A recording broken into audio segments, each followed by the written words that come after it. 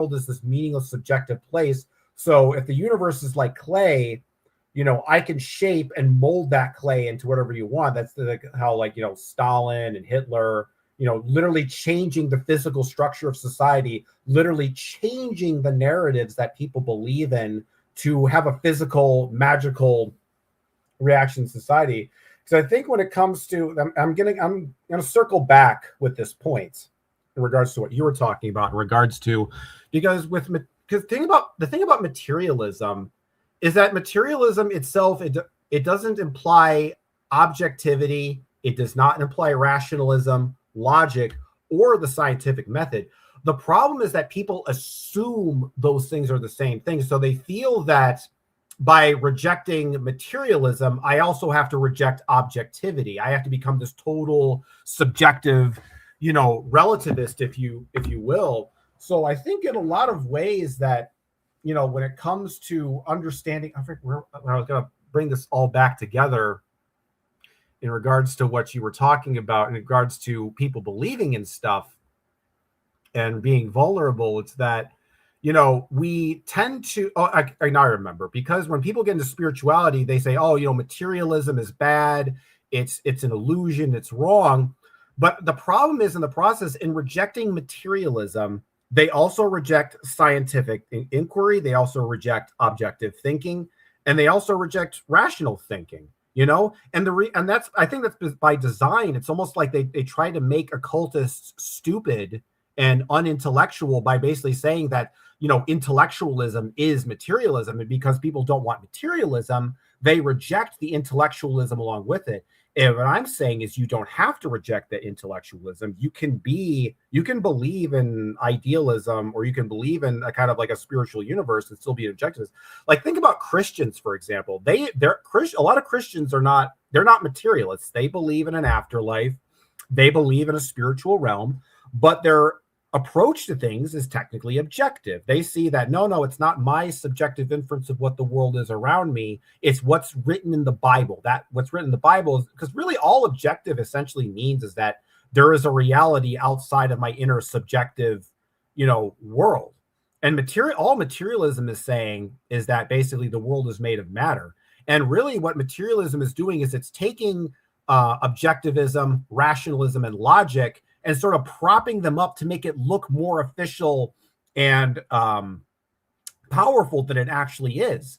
But when you remove those elements and you realize materialism is literally just a metaphysical world, it has nothing to do with logic, has nothing to do with objectivity, then you can actually take it apart and see it for what it actually is.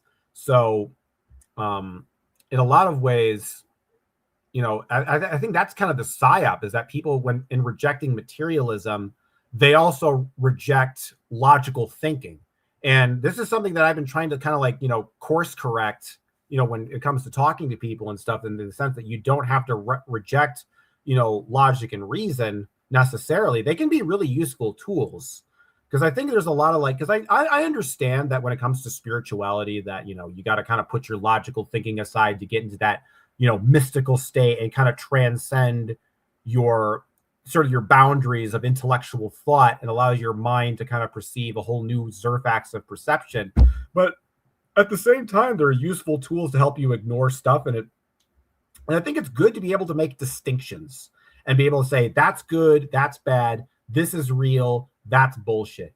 And the problem with a lot of this new age spiritual stuff is that it's almost kind of seen as rude or impolite to make these kinds of distinctions. And because of that, over necessity for politeness and trying to be open-minded, I think in a lot of ways people become more vulnerable, susceptible, because in the sense of being so accepting and being so open, which are not bad in and of themselves, but they do it to an extent, but because they can't make distinctions, they don't really have any kind of spiritual immune system that's developed that can deal with either negative entities or perhaps, gurus or spiritual teachers that are faulty and can't necessarily be trusted. And so in a lot of ways, materialism, not only does it exist to, steer people away from spirituality and mysticism, but I think the other effect is that the people that do it, it's almost like the other part of the trap is that when they reject materialism, they also reject the intellectual rational and logical thinking. And maybe that's partially by design, because you kind of feel like that's one of the reasons why it's so hard to get over materialism when you're in that atheist, because you feel like in order for me to give up materialism, I have to give up objective thinking, common sense, just regular understandings of reality. And the real truth is that you don't have to do that. You can reject materialism and still maintain those consistent, thought patterns. Because the way I look at it, if there's objective idealism and subjective idealism, then there's also objective materialism and subjective materialism. Like, thinking about the idea of subjective materialism has really changed the way I looked at the idea because I'm starting to think about it like, because there's always that assumption. It's like, oh, materialists and atheists, they're not doing any magic. And I think to myself, really?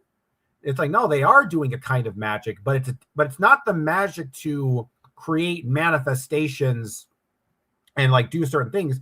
It's literally a form of magic designed to basically neutralize other forms of magic. So it's basically like, like in RPGs, there'll be like a mute spell. When you use a mute spell on your opponent no longer have the ability to use any of their magic spells.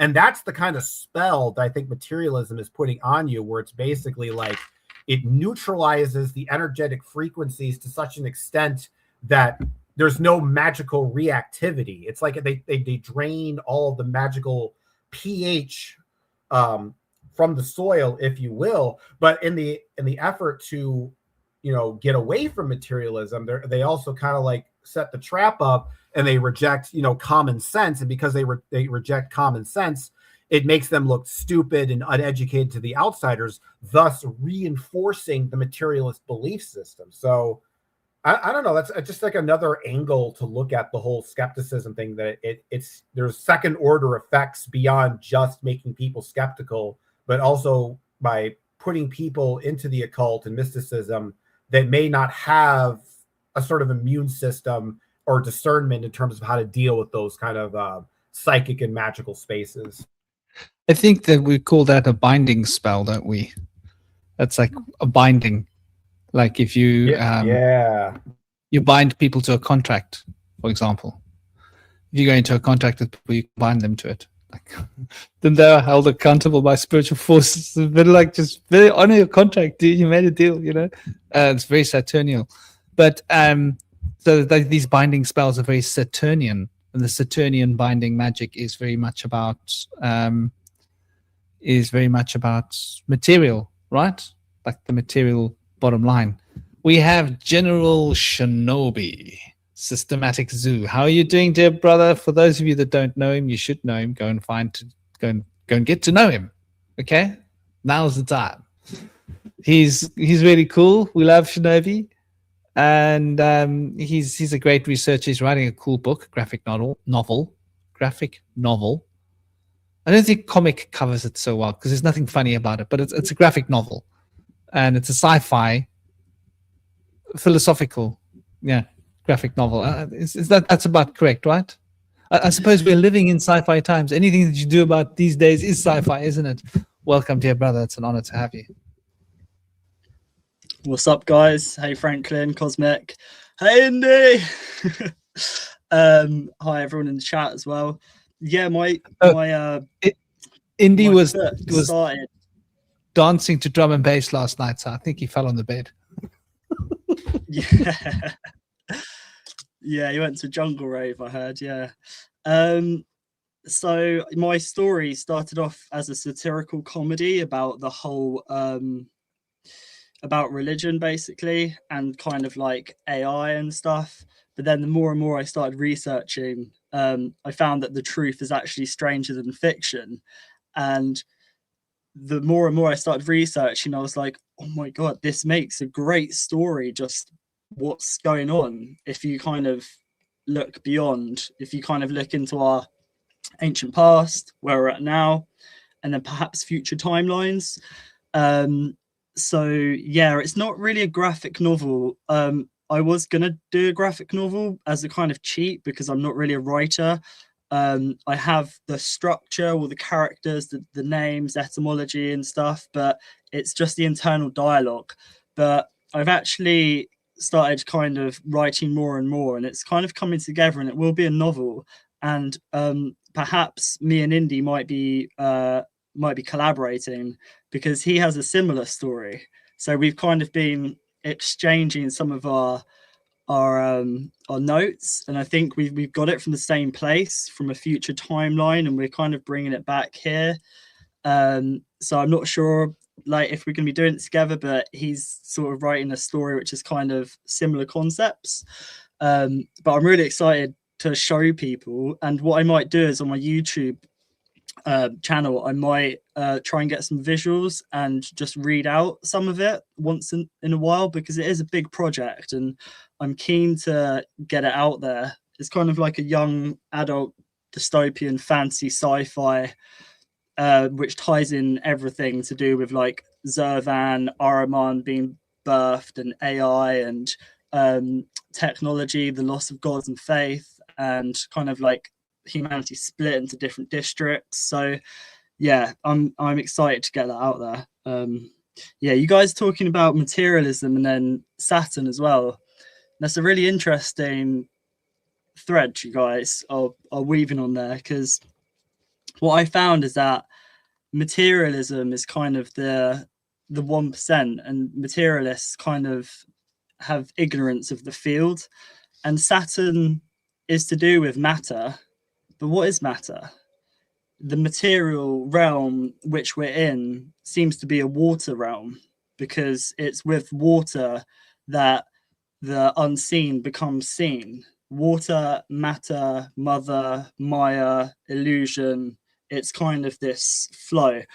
And the thing is with Saturn and materialists, it's weird because they use Saturn, the so-called elite corporations and stuff, but they kind of use it as a more restrictive energy, and they're only really using the dense energy of it, when really I kind of view Saturn as not so dense. I maybe I have a warped perception of Saturn is, but I personally view Saturn as Zervan, as infinite time. It's just time, that's all it is. And the powers that be want us to be bound by time, but really time is just the pace of light, and time is measured by the amount of light that's emitted, and time isn't a bad thing. That's what the powers that be want us to think. They use Saturn, people call it Satan, and Capricorn's associated with Saturn. It rules Saturn and Aquarius. You see on the what card is it where it has the tarot card that has a black cube and it has the goat head on top? You know, there's that.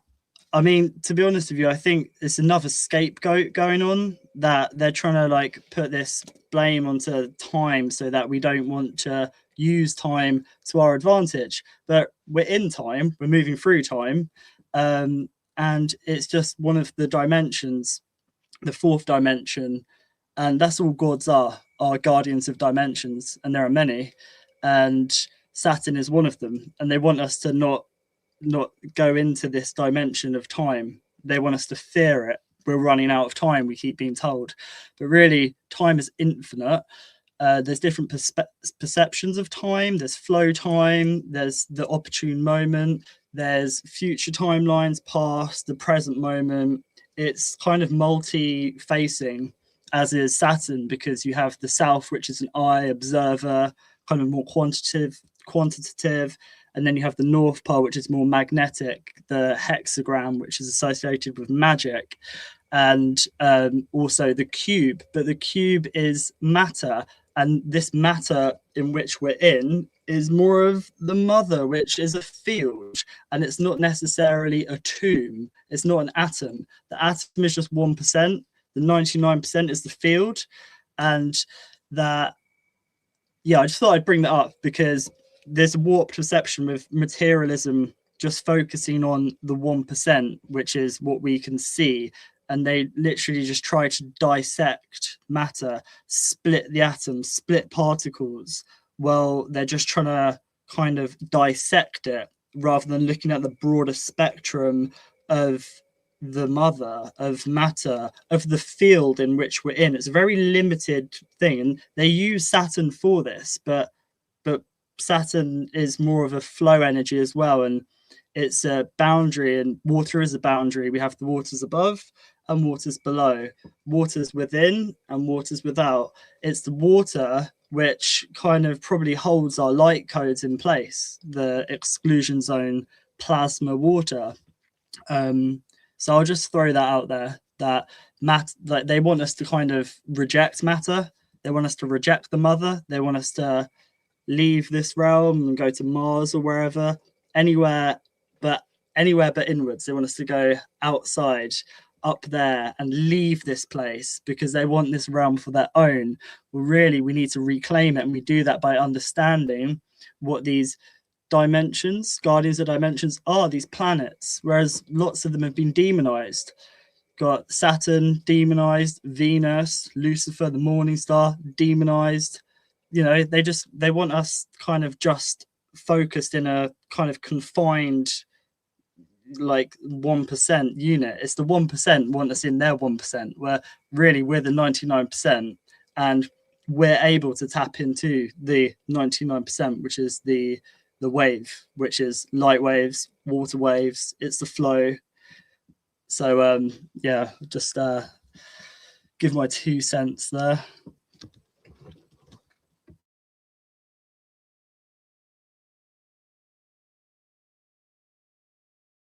Yeah, brother.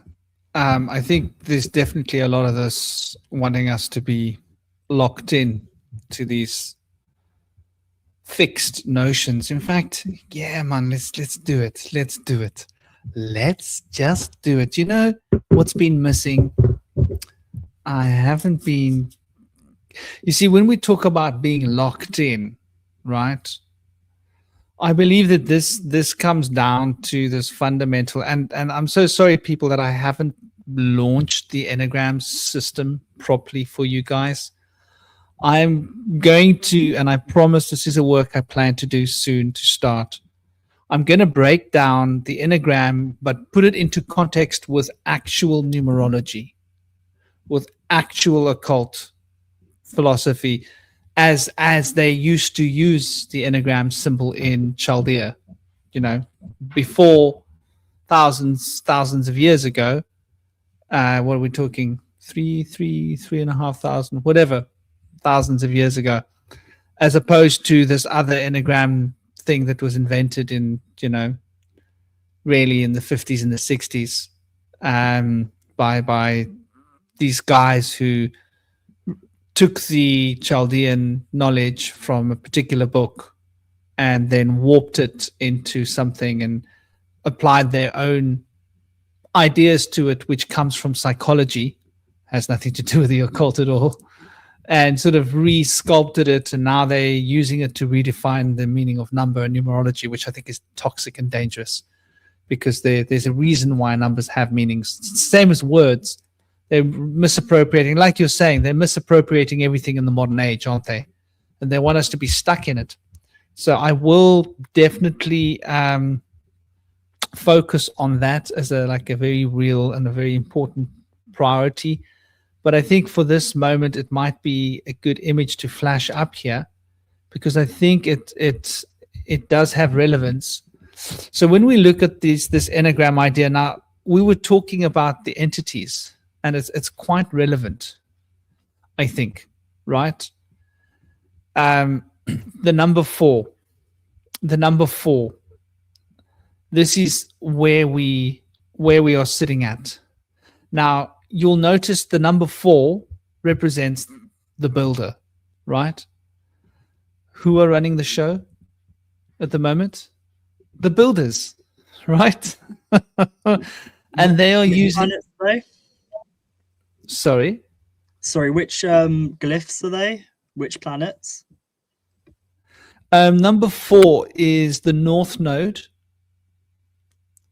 and that's Uranus. So it's Or, which means light, the light that shines out of your butt, basically, if you want to break it down, right? Or, light, anus, the light that shines forth from one's a-hole. And there's relevance to this. We have the saying that someone thinks someone thinks the sun shines out of their asshole, right? This is a saying. Like, have you heard it? Am I that old? It's still used, right? Yeah. Good. I'm glad. Like, I don't know how out of touch I am, dude. It's been a while since, like, but when you think about what that means, when you say that about someone, then they think that they are the be all and end all, right? It's very much to do with elitism. Am I right or wrong? That saying. If you say someone thinks the light shines out of the sun shines out of their a-hole, they think they're better than everybody else. Yeah, right. And you can't polish a turd comes to mind as well with that. Yeah. And this is exactly what we are fighting in the world right now, right? Elitism, and they think the sun shines out of their a-holes and that the rest of us are just cattle, right? And that they are a breed above us, better than us. And they use their knowledge of four and the power of four. Now, Cosmic, we were talking about binding magic, right? And binding magic uses the number 4's power. Now, if you look at 4 and you look at 8, you'll see this correlation here. If you take a careful look at the correlation between 4 and 8, you'll see that there is a line connecting this, a yellow line connecting the 4 and the 8. So they become part of a structure, right? And the structure of 4 and 8 obviously is binding 3 and 4. And so 3 and 4 represents the expansiveness of Jupiter, which is optimization. And being optimistic is about optimizing. So 4 represents knowledge. But when you apply 3 to 4, you are optimizing 4, right? You are bringing the most optimal and perfect reflections of 4 out. And now you are numerologically sitting in the number 8, which is Saturn.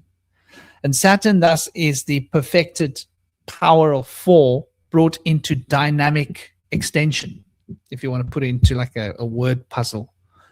And so Saturn is really how you bind, because Saturn has the knowledge of how to manipulate 4 and how to create an enclosure with 4. And so these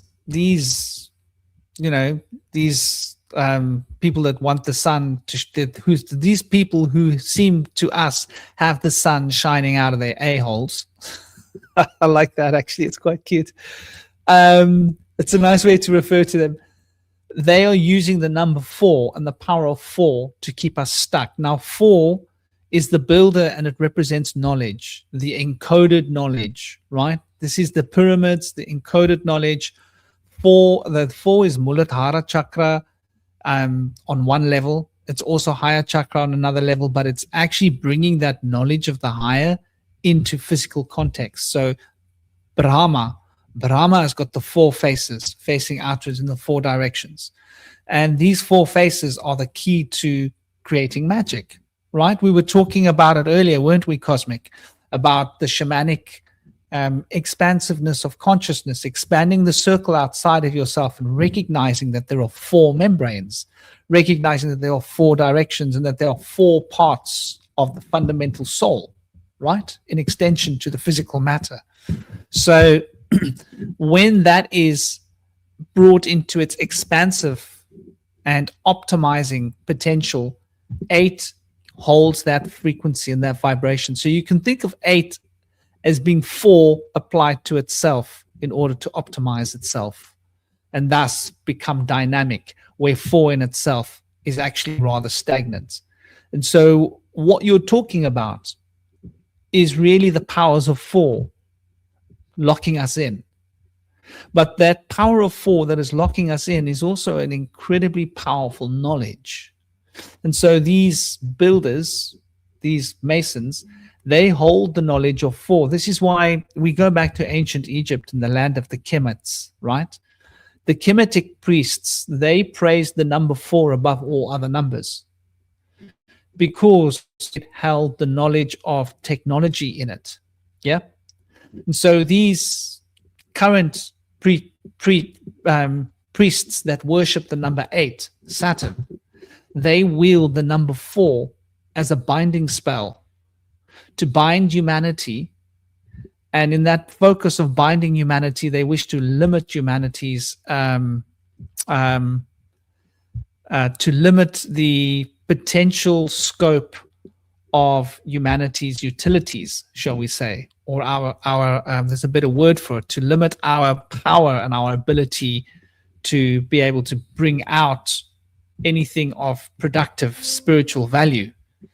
And this number 4 is also a very important transition point. You notice the blue connection with the artist. Now, the blue represents a more feminine and a more different perspective. And so the 6 represents the harmony of 4, right? So the knowledge, when the 6, the 4 becomes matured into its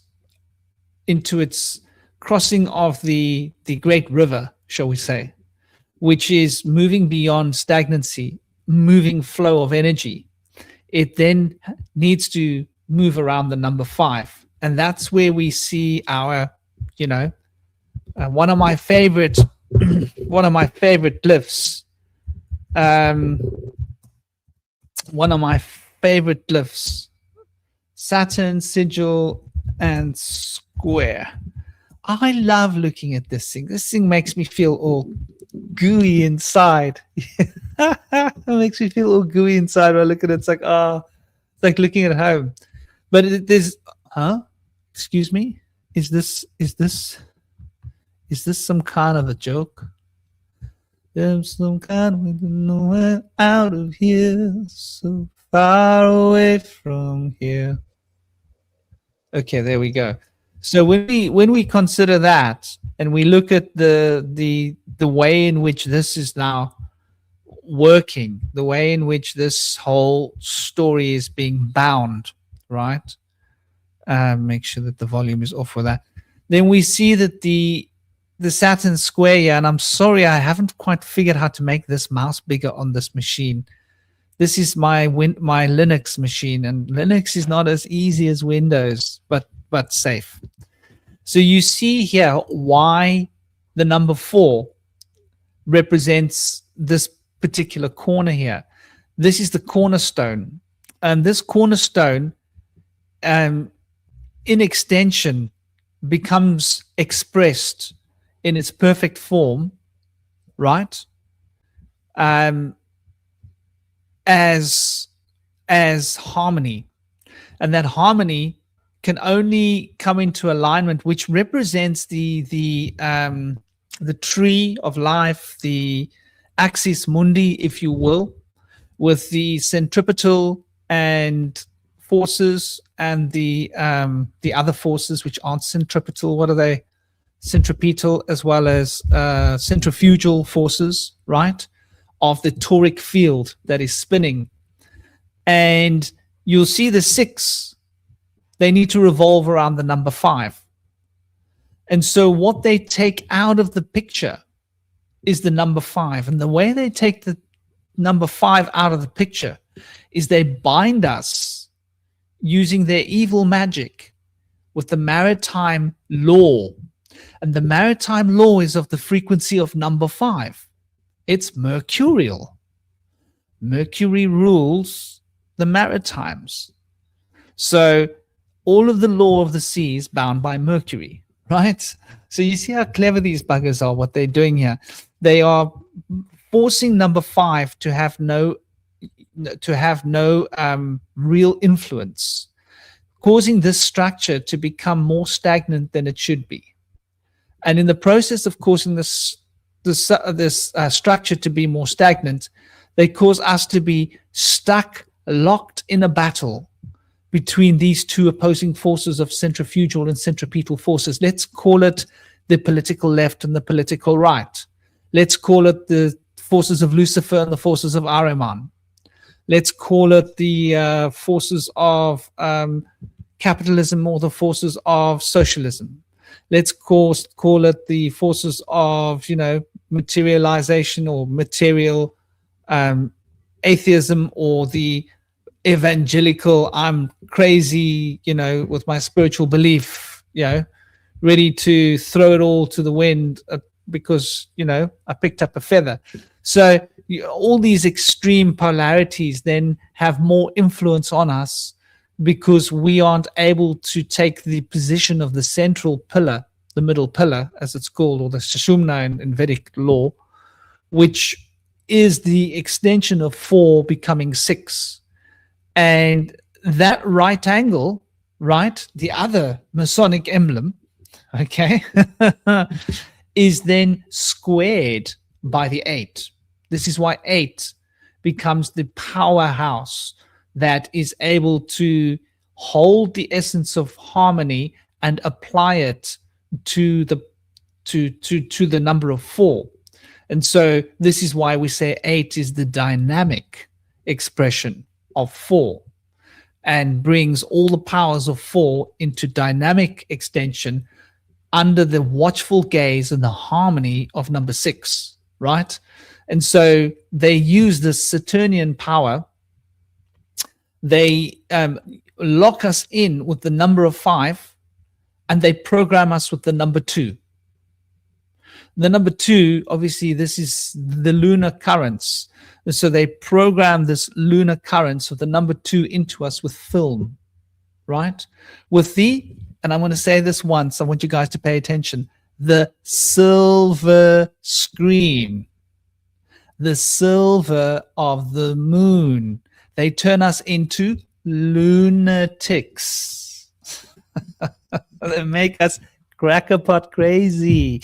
That is the negative side of the number 2, when one becomes so involved in one's internal reality that one is able to lose perspective of the number 8. For the 8 is the lord and ruler of the physical domain, while holding its context of knowledge and 4 and its harmony of 6.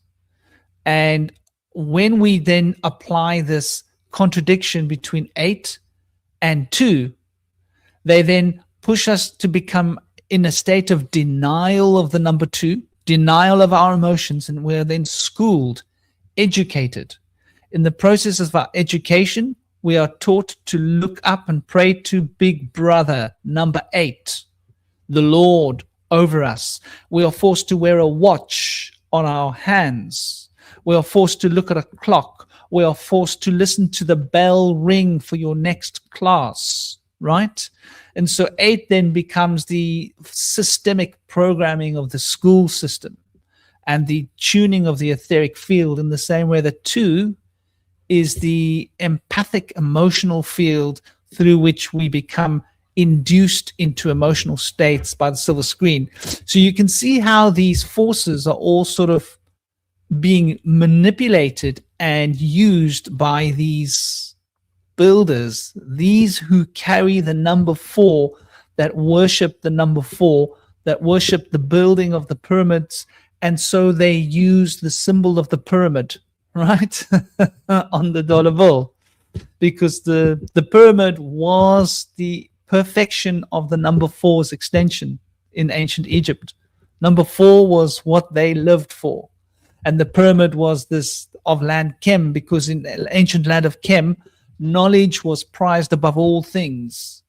So, I think that can give us an insight into, and just to be clear, number 2, we were talking about the silver screen. That is to do with empathy. So they teach us to apply our empathy to the silver screen and the characters on the TV, right?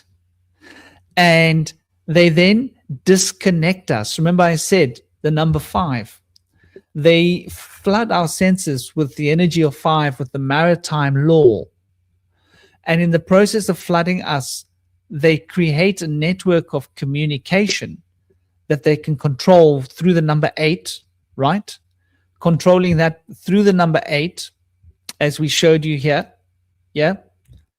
And controlling the number 5, which is the maritime law, they disconnect us from communicating with each other.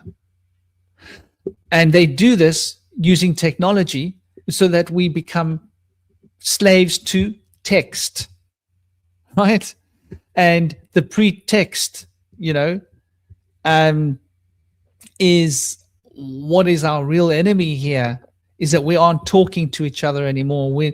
That gives them an opportunity to intercept our communications and manipulate our ideas based upon these communications, because they put us into a group setting, which is a false setting on a social networking platform, governed by bots, governed by AI, governed by all of these different infrastructures, which are based upon the number 8 to control the number 5. So if you look at this 4 strategy, the 4 strategy is to use 8 to control the number 5 and use the 8 to manipulate us through the number 4, right? With their magic of knowledge. So what they are programming us with in the schools is the knowledge of 4, which is a stagnant form of knowledge and is dead effectively, because there is no dynamism. Knowledge requires dynamic expression. 8 is of its own accord. Saturnial isn't a dynamic expression of 4.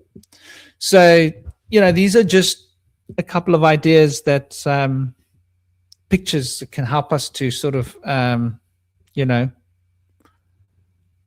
get a sense and just do the achiever, the last nail in their proverbial coffin that they make for us, is we now have to compete, right? We have to compete to become the achiever. And so we get this false sense of completion, 9. And 9 represents competency, right? Because the competency of number 8 is the competing. And 8 represents the competency necessary to achieve. And that competency causes us to become highly competitive, and then we reach the goal of success. And that success points back towards material success, and we get the false sense of crossing the threshold of the center of the circle, which is where no number lives. And that no number is, we call it a 0. And when we cross that threshold, we're back in the next loop of 10, 20, 30. And so we're going round and round in these sort of almost pointless circles, and they keep us locked in.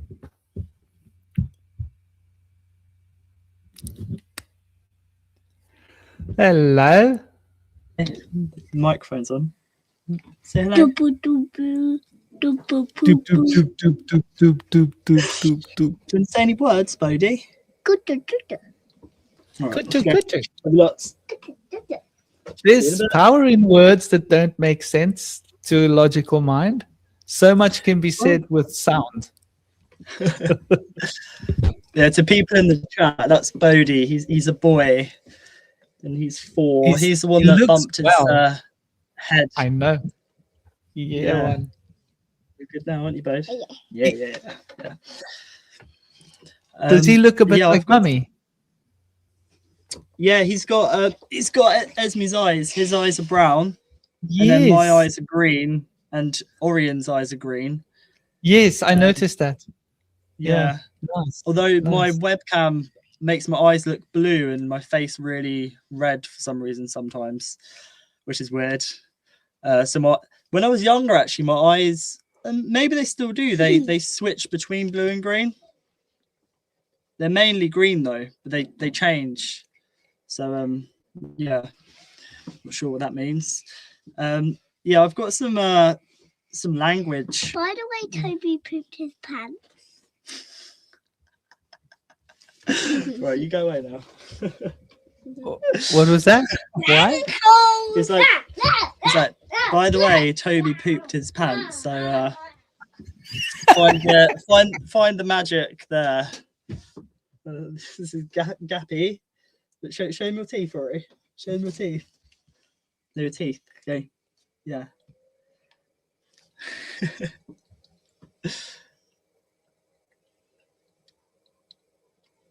I see. I just made the screen bigger so they can see your teeth that have gone. Yeah. Oh wow! Did that fall out today? No. Okay. It's two front teeth, like a week apart, weren't they? Yeah. Yeah. That's recently. Big boy stuff happening there. Getting your teeth. Nice. Well, you gotta get ready for bed now. I am ready for bed. Okay, I'll come say night in a minute. Love you. Good night, Toby. Yeah. I mean, sorry, Ori. Good night, Ori. I called him Toby. Oh, don't. Right, off you go. No. I'll come say night in a sec. Or you can stay there if you want. Yeah, I've got some etymology weaves with what you were talking about. Maybe I'll start at the end with Mercury and maritime, marrying time, and Mercury being the messenger of the gods, which is what water seems to be, is the messenger of the gods. It's how we communicate, and also it's how things come into matter from thoughts as well. It's like the water carries the messages. And then with the Enneagram, wordplay of that is Ennea means 9, I believe, right? But it sounds a lot like inner as well.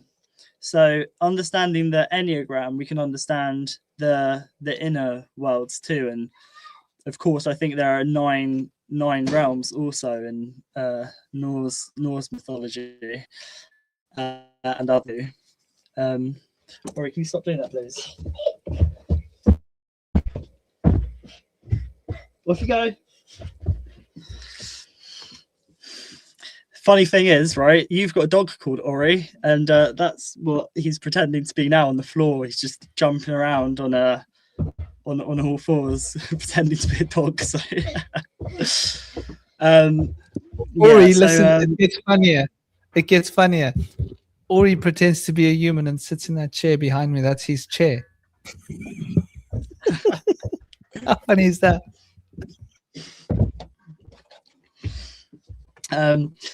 So with Rahu as well, the North Node you were talking about with the number 4, the Ra is obviously the sun, and then a Hu is a sort of type of light. So you have the Ra and then the Hu, that is the North Node representing the light. And also with this kind of the force or the 4, that's kind of our thoughts as well, because the 4 is related to 4-phase water, and that's how kind of form comes into being, is from thoughts.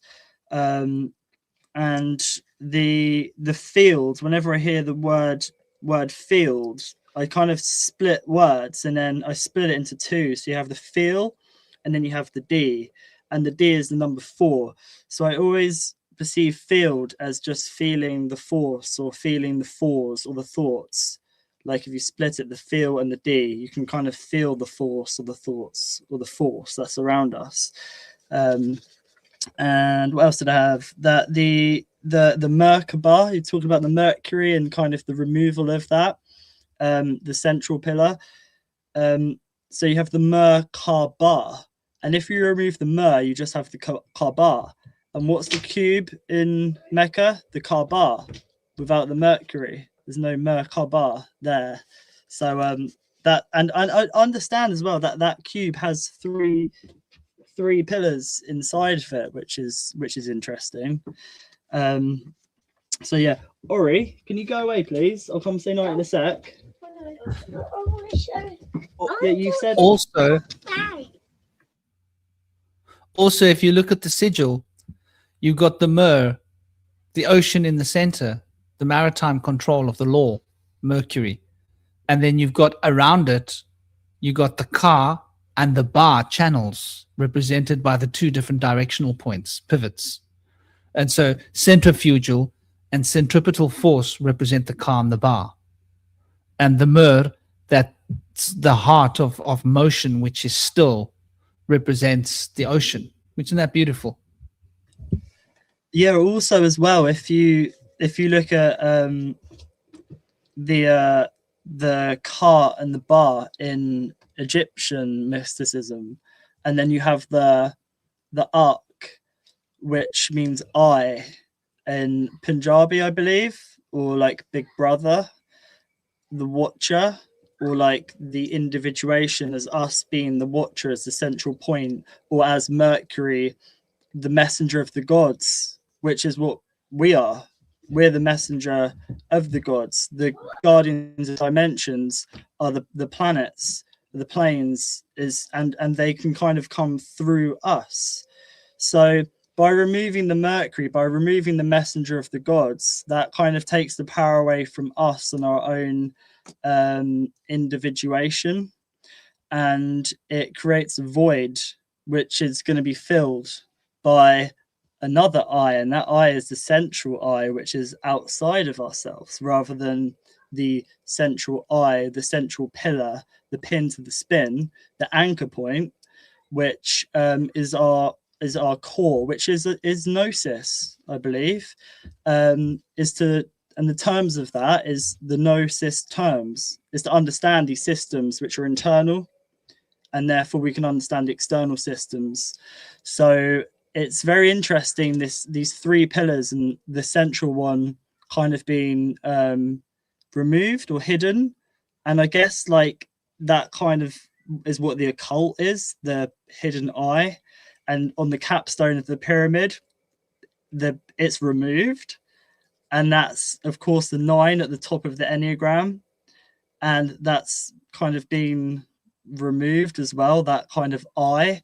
So in all aspects, the central eye, the centralization of our core identity or whatever, has kind of been removed, so that rather than us tapping into this vortex energy as being centered and a spin, we kind of get lost in the current stream of the current scene, which takes our perception, which grabs our attention, and therefore changes our perception of reality.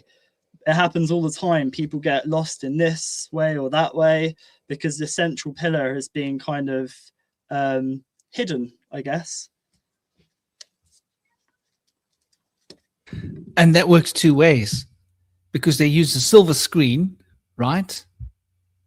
They use our empathy, the silver screen, to grab our intent, to grab our perception and shape the quality of our attention. Isn't that interesting?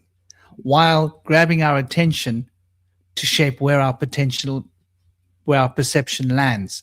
And in that process, the awareness is remodeled. And the awareness is the space where we exist.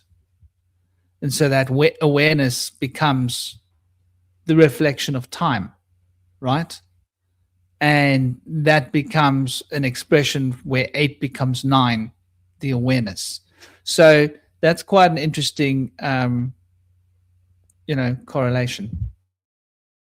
I'm not sure how much longer we're going to be here talking, because you've been talking for a while, but I just wanted to mention with ancestors, and because you started talking about that, I think just before I joined, so I was in a bit of a haste to get on and talk about that, because I think it's very important. And with ancestors, I can't help of course splitting words and trying to get to the essence of what it means without looking it up and reading someone else's definition. I like to find my own path. It's like, I wonder what An means, because you have the Anunnaki. Perhaps you can help me out with that in a sec if you know, but the ancestors sounds like stairs, ancestors. So it's kind of reminds me of the helix or the spiral as well, like the spiral staircase of the helix, I guess. And the rung. Yeah, sure. Go ahead. No. Carry on. I thought you were done. Please. I just wanted to say that the rungs of the ladder, so to speak, are more rings. They're not rungs. You climb them through frequency, by resonance, by tuning into that vibration, I guess. It's not so much about climbing to ascend. It's more about going in and going inwards to connect to that core. And it's the same with alchemy. Like, you do the process of dissolving and putting back together again and again and again. It's not like you get to the top and then it's like, you know, work done. It's a constant process, and I think it's a constant process of connecting with our ancestors as well, of a constant journey inwards via these rings, which are frequencies. And of course the matter has been distorted on many levels of like music and architecture and water and stuff, and you know, stuff in food and the sky. And so it can be very difficult to connect to our ancestors because of this distortion in the water, so our memory. So I think it's really important that people do connect with their ancestors however they can, because that is there are our guides, I guess. That is the engine, the inner jinn. And if you don't really understand how the engine works, the inner jinn, the subconscious, the kind of backstage, that we won't be 100% fully ourselves. And this is the biggest con of all, is that we're just sleepwalking through life, just like slightly conscious, just aware enough to do certain things, but really it's the subconscious which is at the back. And via trauma, barriers have been put up. I call them dams, have been put up to block these vortexes, these wheels, the chakras, I guess, any way you want to look at it, these energy centers which our ancestors probably come through, and then there's blockages there. So it's about dissolving that and alchemizing all of this shit that's going on. So yeah. What's Anunnaki? Well, yeah. Okay. First I'll break it down using the hieroglyphs, which became Phoenician and Paleo-Hebrew. So the R represents the ox, represents the bull of heaven, right? The N represents the serpent of transformation and alchemy. So the ox of heaven, the bull of heaven that crawls across the sky and brings the serpent's wisdom of transformation and change and growth to the universe, right? That's An. And then we see the Sumerians. An is actually the supreme Sumerian object of kingship, right? And so this was like, you know, the original Uruk was founded in An. And so An, remember, in the ancient times, the bull of heaven was fundamental. And the serpent, the bull of heaven and the serpent together. It's where the serpent and the bull of heaven meet. So An represents the most profound level of divinity that we can consider, that is the source of transformation and change in the powers of life moving through matter and this universe. Then if we want to bring this into a context that we can, hold on, there was another one. Before I take it into the next context. So then we've got Ses, right? So Ses is obviously, there we see it, Ses, literally pronounced Ses, which is Proto-Germanic, right? Very ancient. And that is found in the graveyard of language in the Proto-Indo-European, right? Shweksh, which is sesh, ses, which is 6. In English, it's become 6. Shweksh, 6. So you can see how all of these languages are revolving around the number 6. So we've got the number 6 at the core. Now, just to bring this out so that we can see how this fits, and this is actually yet more evidence of why the number 6 is, why the number 6 represents Venus, the artist, the harmony, right? Venus as the artist and as the harmony also is the, you know, when you see an archway in building or anywhere where there's a great arch, that represents the number 6. Represents the harmony of Venus. For Venus carries an ancient title apart from Lucifer, right? The light bringer, which comes through the arch, the arch of the heavens, right? But when you're traveling through a doorway, you're traveling through, this is Venus, right? When you're traveling between the worlds, this is Venus. So Venus represents the gateway to the mysteries. And the gateway to the mysteries is bound in the art, right? Art holds the secrets to the gateway of mysteries. And within art, we find beauty. Now, beauty is Tiferet in the Western occultist system, which represents the fundamental heart, right? And is actually the goal of all occult work, is to awaken that center within us so that we can become who we truly are. And this is bringing us back to the conversation previously about personal power, about self-knowledge. Tiferet, beauty, harmony, this awakens the way towards self-knowledge. When we walk in the forest and we are inspired by the beauty, right? And we see the hand of artistry that has created this tapestry of beauty that we call life and matter and this reality. That is when the heart awakens. And when the heart awakens, self-knowledge starts to bloom like a rose. Hence, the rose is the symbol of Venus. This is why in the older Kabbalistic schools, you will find that in Tiferet, they have Venus. Even though modern Kabbalistic schools will apply the sun to the stone. But in the older schools, Venus was applied to Tiferet, which is food for thought. And Saturn was applied to Hot, the head, where the head rules, the etheric plane.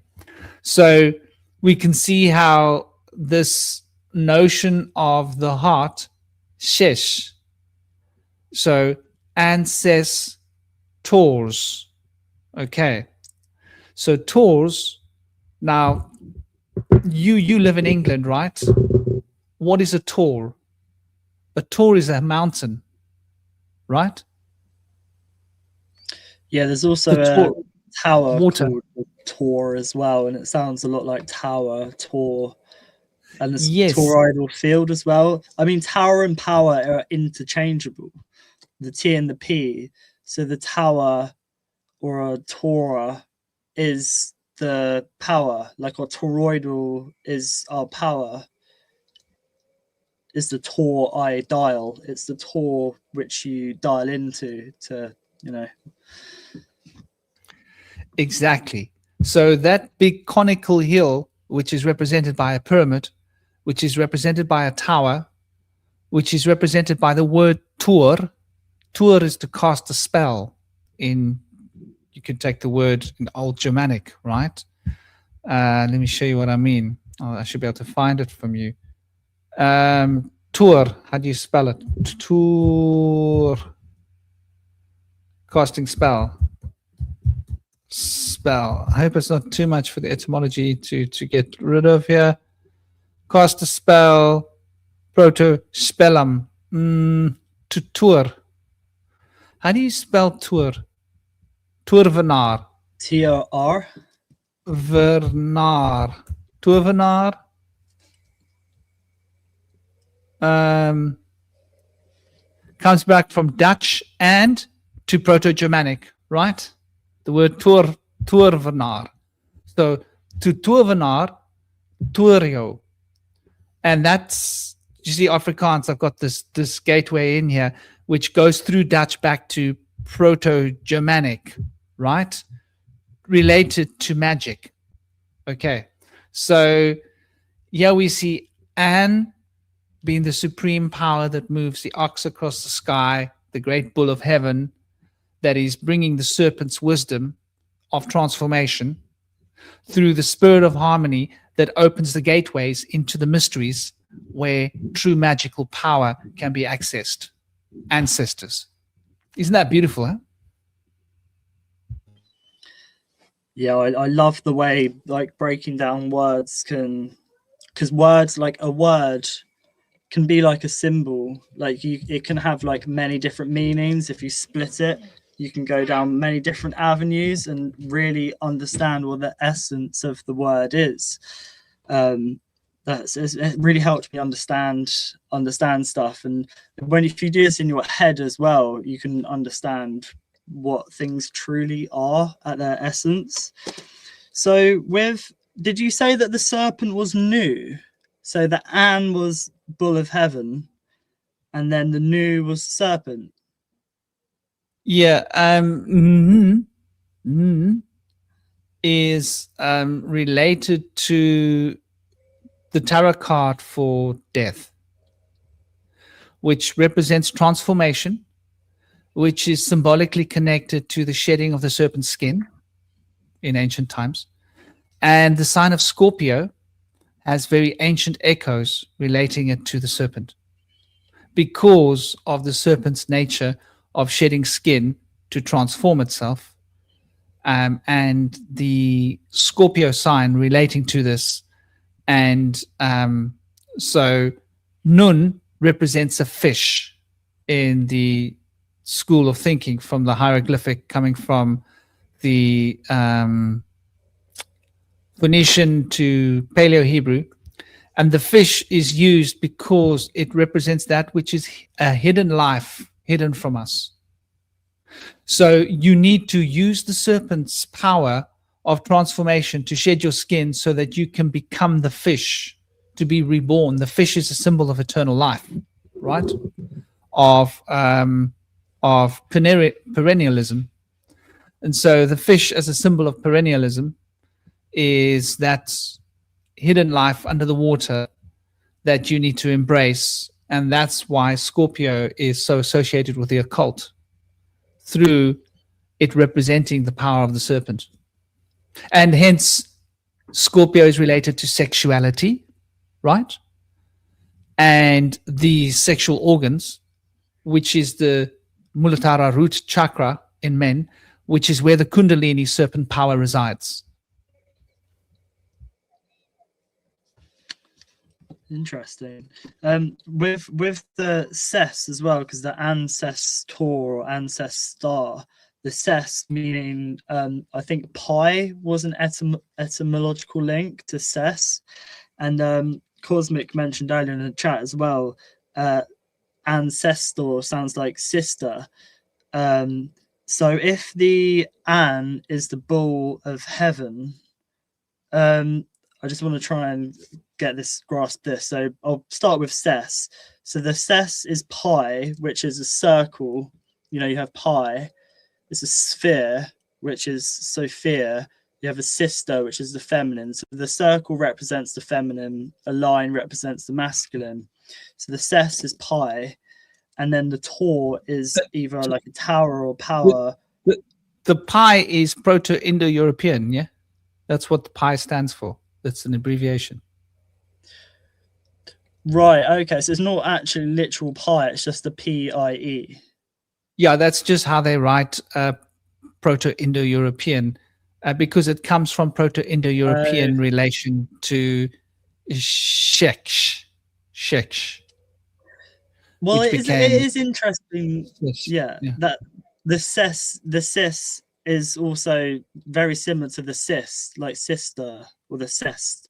There's, even though it's not literally pi, it's PIE. it still led to the circle, which is like the feminine sort of shape, I guess. Would the bull of would the bull of heaven have any relation to an ox at all, or to Aleph? That's exactly what it is. It's Aleph and Nun. Aleph and Nun. Okay, so that's why it's the ox, bull of heaven, and it represents life force. So the ox, the Aleph, the symbol of it looks really like a DNA helix, and because there's been a few different ones along the way, but it looks like a DNA helix, which of course is relating to their ancestors, and so that's the An, and then you have the Ses, which is, I can't remember what it is. It's similar to pi, but then it's the star, which is the light as well. But what I find interesting is if the bull of heaven is Aleph, it's related to an ox, and then that ox is related to the is it the ovaries as well? I think the original symbol for the ox is the same symbol for the ovaries, or like the womb. So then you have that kind of relating to birth as well, and ancestors there. But Amber of Heaven, Aleph, Ox, DNA. The whole sister connection is really beautiful, because what they're saying here is the sister of sister of God. We're talking about Sophia, because this in the deity form, sister is also mother. Because there are three forms of the divine feminine, right? There's your sister, there's your mother, there's your grandmother, and your sister is also your daughter. That's why these deity relationships are so incestuous. Yeah, and then you have a son, which is your son, which is the sun, which is the fire, and then you have the daughter, which rhymes with water. And I've tried finding a link with the D and W, but I haven't found one. I'm sure there is one. It sounds similar, daughter and water, because of course daughters are related to water. Try this out for shape. Door, Tor. A Tor is once again that hill, that mountainal hill, the breast, right? Like a breast is like that tower, that hill. And the door is once again a double ood back to Venus. Venus is Inanna. Venus represents beauty and harmony, and beauty and harmony is what the feminine carries, right? I mean, come on. What's more beautiful than a woman? Come on. Yeah, also the door, Tor, would be a portal as well, which of course water is a portal, and we're born in water through the An, through this ox, through this Aleph, whether that's through DNA or literally the womb. The different symbols of Aleph show that. One's an ox, one looks like a DNA spiral. That's really, really interesting. Sort of lost my train of thought. What was I going to say? Oh yes, I think this is coming to my mind is Narcissus, that myth of Narcissus, and the gnosis terms to know systems. I think Cosmic found this funny before, and I was like, you got to know your sister.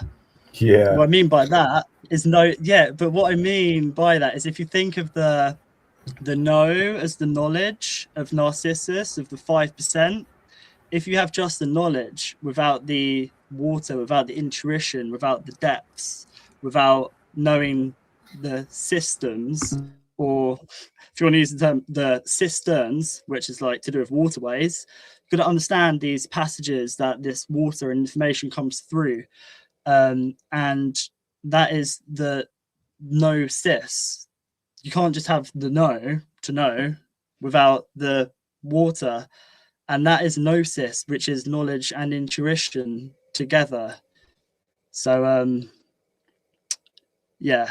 Kind of interesting you... Not too well. Yeah, you bring up the narcissist myth because it's kind of making me think about like, because the whole idea, the general story is narcissist. He falls in love with his reflection of the water and then he drowns trying to capture it. But I was thinking about like the xiphoid membrane idea I was thinking about earlier in relation to this. It's like, in a sense, it's like they look at the water and they see their own reflection, but they don't see what lies within the water. They don't see the fish, the coral, the sand, the rocks, et cetera, because they only really see their individual self. And I think actually belief systems kind of work in the same way. And this actually kind of ties into the whole like, Zerfix idea. So the idea in Zarfexology is, and basically you're sort of going from Zerfax to Zerfax. And the way you do that is by sort of transgressing like different membranes and kind of like going through one and entering the other. Well, the idea is though that you have to kind of have a recognition that there is something that exists, outside of that paradigm. And when I think about like narcissists and the fact that he's sort of looking at, it's almost like he's blocking. It's like if you think about the water as if like a portal to the astral, and that astral portal is being blocked by his own sort of egoistic like self-image, rather than seeing the mystery and the depth which lies within the lake and or pond, he's solely fixated on himself. And I always thought about that story, that myth, as about just being just kind of a general statement on narcissism and sort of self-indulgence. But I also never really thought of, just now, it never really occurred to me that story is also symbolic of a kind of like ideological, lack of curiosity in regards to the mystery of the world, getting so obsessed with your own self and your own worldview, and looking at that the surface of the water as being like a Zerfax, membrane, if you will. And like I said, with a lot of the other belief systems, as being like existing in your Zerfax and not being aware that other Zerfaxes exist outside of that. And it's almost like Narcissist's face, his reflection he sees in the water, it obscures everything that's sort of outside of his perceptual universe. He's essentially kind of become sort of solipsistic and insular in that regard. So I just wanted to kind of that thought. I never really kind of made that connection with that myth before until just now. Yes, another thing that's interesting, you just said a lack of curiosity, right? So this brings us back to the same point, right? The adventurer is Mercury, and curiosity rules Mercury, and Mer means sea, means water. So Mercury is the curiosity to cross the water, maritime, right? And this brings us back to what, the original idea, and you're so on point here to bring on this idea of the myth of Narcissus, because it represents what we were talking about, right? The way in which the number 5, the Mercury, is being exhausted. They are exhausting our curiosity by defining the boundaries of Mercury with 4, causing Mercury, which does represent movement, even though in the center of the movement there is a central element of movement. The Mercury is being bound by the 4 so that it becomes stagnant. And by becoming stagnant, it disconnects from the 6, which is that gateway. And so we become trapped between 4 and 5 without having access to 6. And that means that there's a lack of continuity. And this is exactly, what we were sort of finding or coming to terms of, in the way in which 8 dominates 5, and they do this using the money, right? The Mani. I mentioned it in another live. Mani, the divine mother, Ma, and Ni, the knee of Saturn, right? Which becomes Mani, which is a gem in Sanskrit. Well, it's a many-faceted gem. It's actually Mani Pura Chakra. Pura means all-encompassing gem. So Mani means a gem, and that gem then becomes a symbolic extension of Saturn's power over 5, controlling number 5, the maritime industry of trade, and then re-implying the maritime industry of trade as 4 to become a structured law that locks the 4 and the 8 and the 5 in, disconnecting it from 6. And 6 is that sacred, spiritual, divine sister, feminine gnosis of Sophia that we're being disconnected from, because 6 then becomes where the feminine finds its extension, right? Through the, like we were saying, the beauty and the harmony. So yeah, Narcissus fits onto this like such a beautiful little picture. And you can see here, like we get stuck on the 4, limit the 5, right? The 5 brings us back to the 4, and the 4 is bouncing between, resonating between the 4 and the 8, right? And not allowing us to pass begin. 5 is like a point where we can't pass, because that is being bound back in. So this is how the binding magic works. So Cosmic, by using these principles, you could design a binding spell, right? Magic, a ritual, to bind any entity that's causing trouble, make it go away. Like, do you see what I mean? Can I just say something from someone who doesn't understand that kind of magic at all? Is if you were to, why would you bind something? Why not dissolve it? If it's a negative entity, why not dissolve it? Why bind it? Why keep it? Well, sometimes you don't necessarily use binding spells for negative entities. Sometimes there's context where you actually use binding spells on people who are like trying to hurt themselves or problematic, and sometimes you bind them to for example, like if somebody is like, a hardcore alcoholic, you use like a binding spell. That is another context that I understand binding spells. It's not just negative. And probably the understanding too is, I think, in a lot of certain occult metaphysical spirituals, if something doesn't have a physical body, it's not, you can't really like kill a ghost because it's just sort of eternal consciousness. You can't truly destroy something. So by at least binding them, they at least can't, because if you can't destroy, and that's why like in Ghostbusters, they never kill the ghosts. They always they put them in that trap, and they put them in that that big tube where they keep them all, because I think the idea is that like once you're a soul or a spirit, you can't really be destroyed. So I think that's kind of why they use the binding. Well, nothing can be destroyed, but isn't a ghost just an energy host? Isn't there just energy contained in that which can be transmuted, because all energy can be transmuted? So I find it a bit weird, like in Ghostbusters, if they contain a ghost, just like it's stuck already, why would you add another layer to it being stuck? Like it needs to be siphoned off somewhere else. Yeah, but that's how the binding works.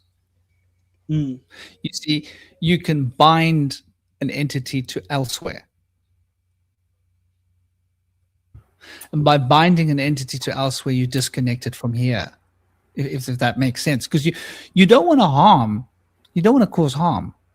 Even if it's a badass being, you don't want to try and cause harm, right? You just don't want it here, right?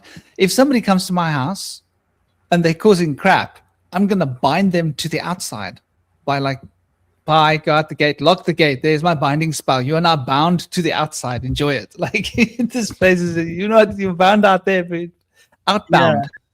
You hear the word outbound? Yeah. So is another way to look at it? Because I was thinking you bind it to you, and I was like, why would you want to bind an entity which is negative to you? But so if you're using the word boundary, are you just creating a boundary around you? So is that similar? You're creating a boundary around yourself, so therefore the entity isn't here; it's gone elsewhere. I think the idea too with binding, like if you take like Goetia magic, for example, the idea was that you would you would try to bind the spirit to Solomon's triangle. And the idea is, you know, these entities that you were conjuring were these demons. They're wild, they're crazy. But if you kept them locked in the Masonic, the triangle, if you will, the magical triangle, it you can kind of control the entity and kind of get it to do what you want and listen to you. It's kind of like if you take a tiger and you put it in a cage, you know, you'll be safe from the tiger. It's not going to maul you. But if the tiger is outside of the cage, you know, you have that risk of getting it killed. I think that's kind of the same idea with like working with like making pacts with like spirits and demons, etc. You're basically, the triangle of the binding spell is sort of keeping the demon in a cage so it can't like get out and like cause further damage and harm. It's, I don't know if that's technically binding, but I think it's a similar kind of principle. I wanted to say something else about the enneagram you were mentioning earlier in regards to like the 4 and the 5 sort of being cut off from the 8 because of the 6. I think about like, you know, the builder. You have an idea and certain concepts, and the thing, it's interesting about the artist being the one that you say is canceled out, because I think what the artistry represents is that sort of, you know, creative impulse to sort of think outside of the box, you know, do something different, think in an unconventional way. And when you remove that 6 element, you remove the element of creativity and originality, and you're basically just kind of stuck with sort of using the resources and the ideas that are sort of at your culture and at your disposal. So I wanted to point that out because I noticed that was kind of like how it was working. You know, they're basically kind of removing the creative element from the imagination because they want, that way you can control people. Because the thing about like, I mean, I was thinking about creativity the other day, and like, why is it, you know, why are some people creative and other people, you know, not creative? And I think a lot of it all boils down to like having a sense of freedom in your imagination. The thing about religion, and like especially like fundamentalist religion, is it locks your imagination within a certain paradigm. You know, like you're a Christian, there's like, you know, there's heaven, there's hell, and there's God, and there's nothing else. Like I even know like there's a lot of Christians who will say, you know, they don't think ghosts are real. Not because materialists disprove the existence of ghosts, but because ghosts are not part of their metaphysical worldview, right? And so they basically say that you know, it doesn't exist. And in order to have creativity, you can't have beliefs like that. You have to look at the universe and be like, oh, I don't know what it is, and I'm just kind of speculate and wonder and ponder and kind of test things out and try different things, because you don't feel like there's the sense of like, you know, the world is this set specific way. You feel like you have the flexibility in a room to improvise your thoughts and just kind of like play around with your ideas. Because in my mind, I'm just kind of like, oh, I'm going to take an idea and take random ideas and just kind of like, you know, put them together in a witch's brew and see what mix. Just kind of like mixing together with like a scientist. Like I'm thinking about like ideas like a buffet. Like some people approach ideas like a buffet and other people approach it like a restaurant. So for example, let's say that your religion is like a like you go to a restaurant and you get burgers and fries, right? And there's this idea that, but let's say you want garlic bread. It's like, I want a burger and a fries, but I also want garlic bread. If you're the kind of person that's not committed to a certain belief system, you're like, okay, I can have garlic bread with my burgers. But if you're someone who's committed, you're like, oh my, you can't have garlic bread with your burgers. That's unheard of. It has to be with pasta. It has to be with an Italian dish. You can't. And people treat ideas like that. You know, they treat this idea that, oh, you can't mix this idea because this will contradict the system. But when you don't have that set template of ideas, you can take ideas from here and here and there, and you can kind of actually experiment and mix and mash. And you have the space for creative thinking and abstract, you know, and being able to play with strange and unconventional ideas, where a lot of people who grow up in more fundamentalist households, who are more just, you know, people who are not individualistic, they're kind of always part of a group. They never really learn or acquire the skills to really be creative and, you know, think for themselves. And so, you know, in a lot of ways, I think that's why conformity and, you know, is such a big, like, aspect of like the psyops of culture. Like you got to follow the certain trend, you know, you got to believe in whatever is the new religion, whatever the new cool thing is.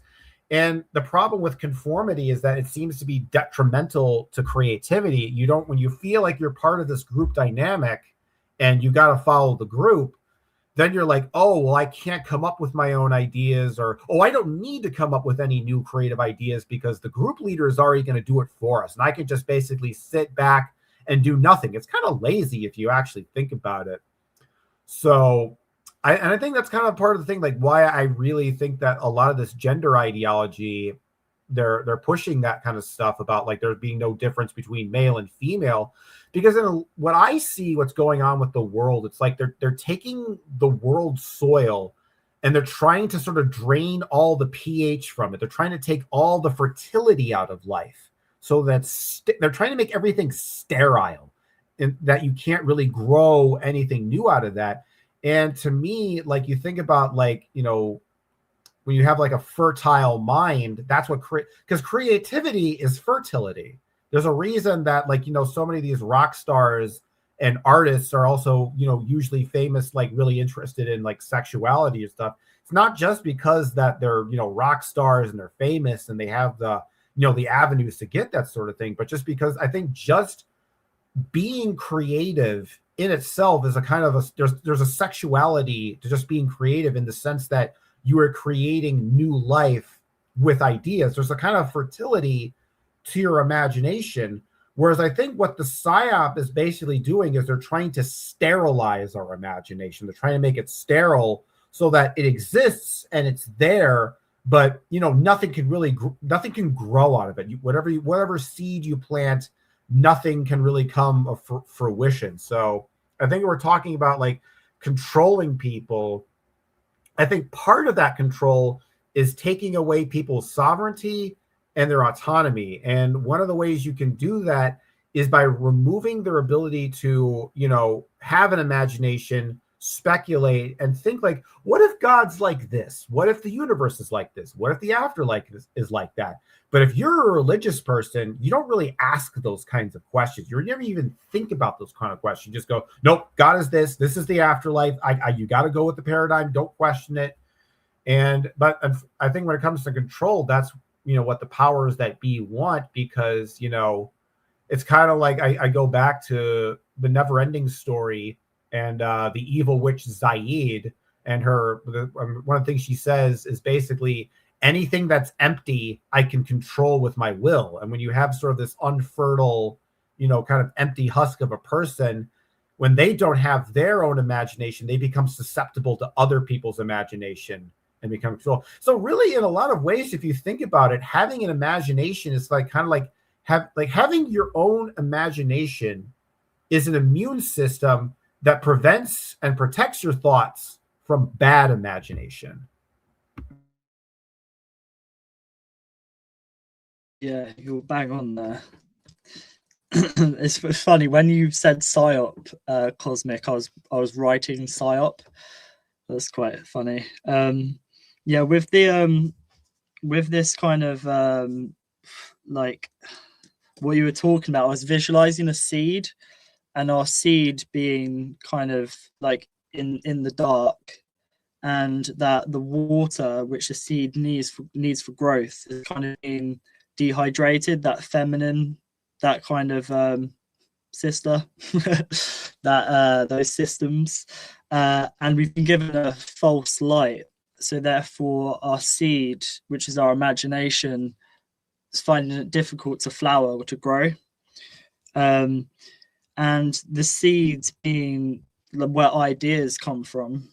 The idea, if you split the word, it's I, which is the I, the individual, and Dea is Day is the sun or God, and Deus is another name for God as well.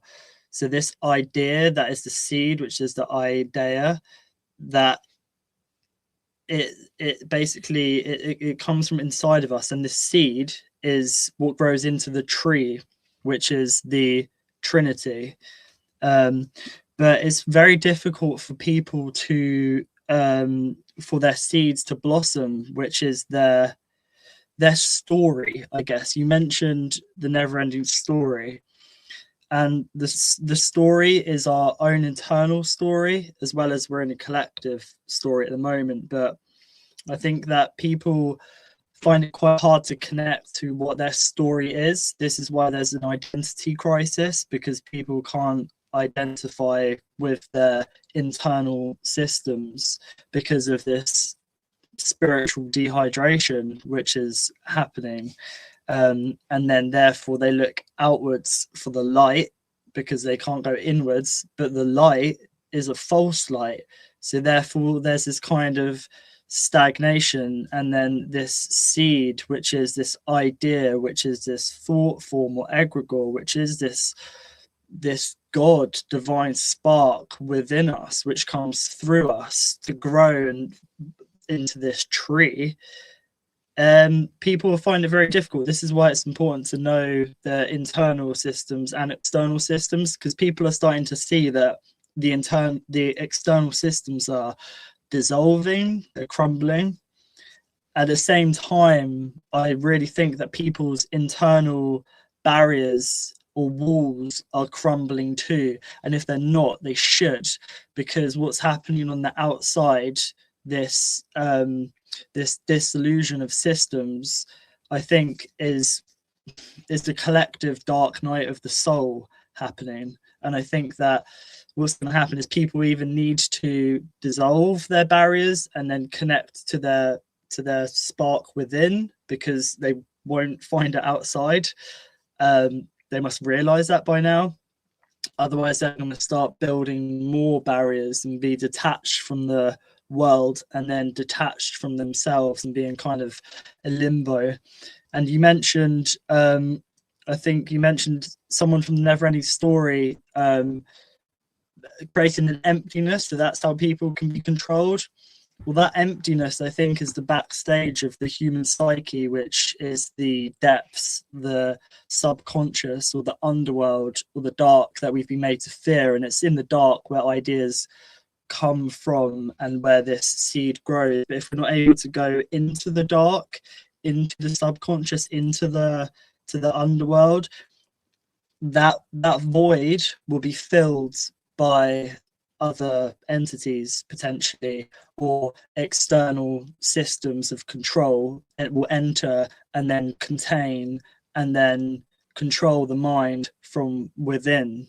So it's important that this void which has been created in us via trauma and disconnection from ancestors and lack of initiation and lack of ritual, people fill it with drugs and alcohol, and I'm talking from experience, many other things. We seek to fill this void, and this extraction has been done on purpose so that we fill this void with all sorts, like porn, food, drugs, alcohol, just so people in the world can make money, where at the same time our mana or monatomic gold is being taken from us, and then it would be filled by, you know, these puppet masters, so to speak, who pull the strings on our flesh vehicle, our puppet, and that is the end game, I think, and that's why it's so important.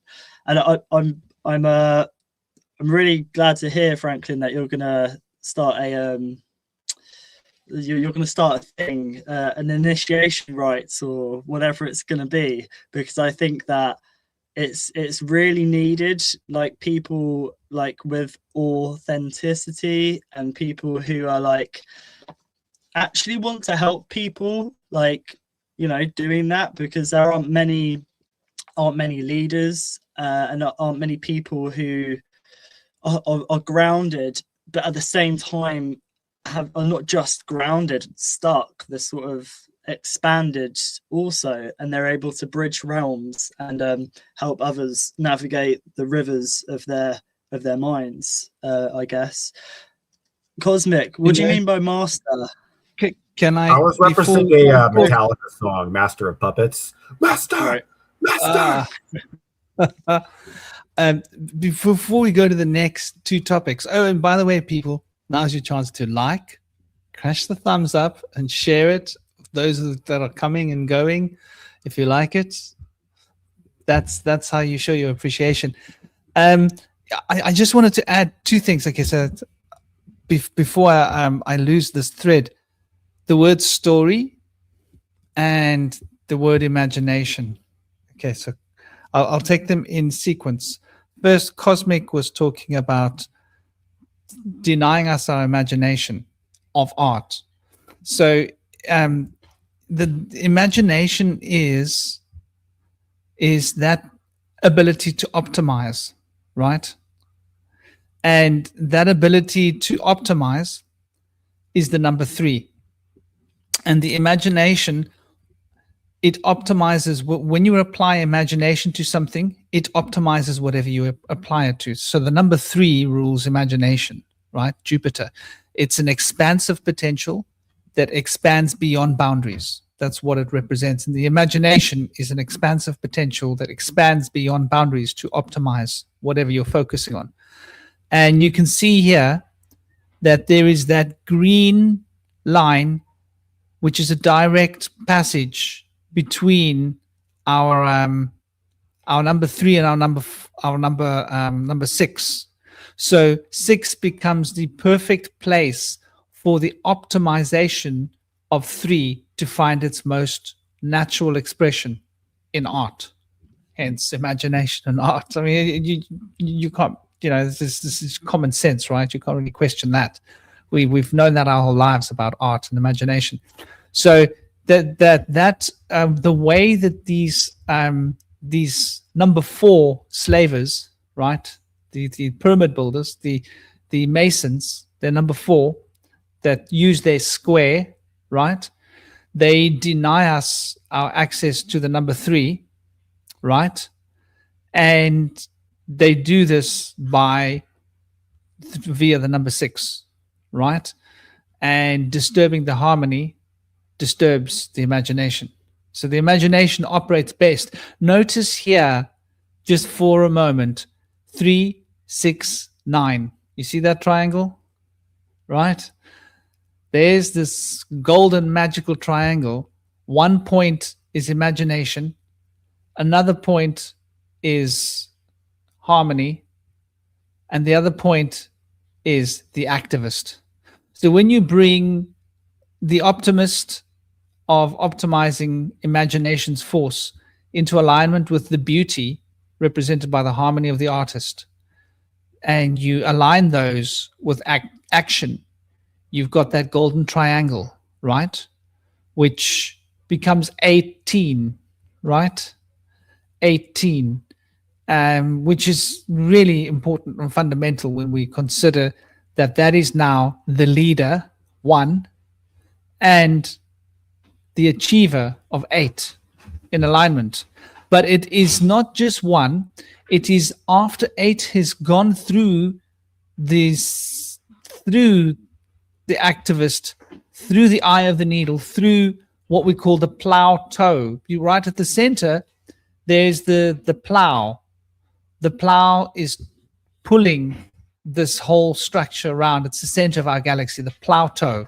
So Pluto at the center, when you cross the event horizon of Pluto, the plow toe, you emerge back to number 1, but now you're not 1, you're 10. And when you apply that 10 with the number 8, you end up with 18, right? So there's like a little mystical idea of how the 3, 6, and the 9 creates a full cycle of extension.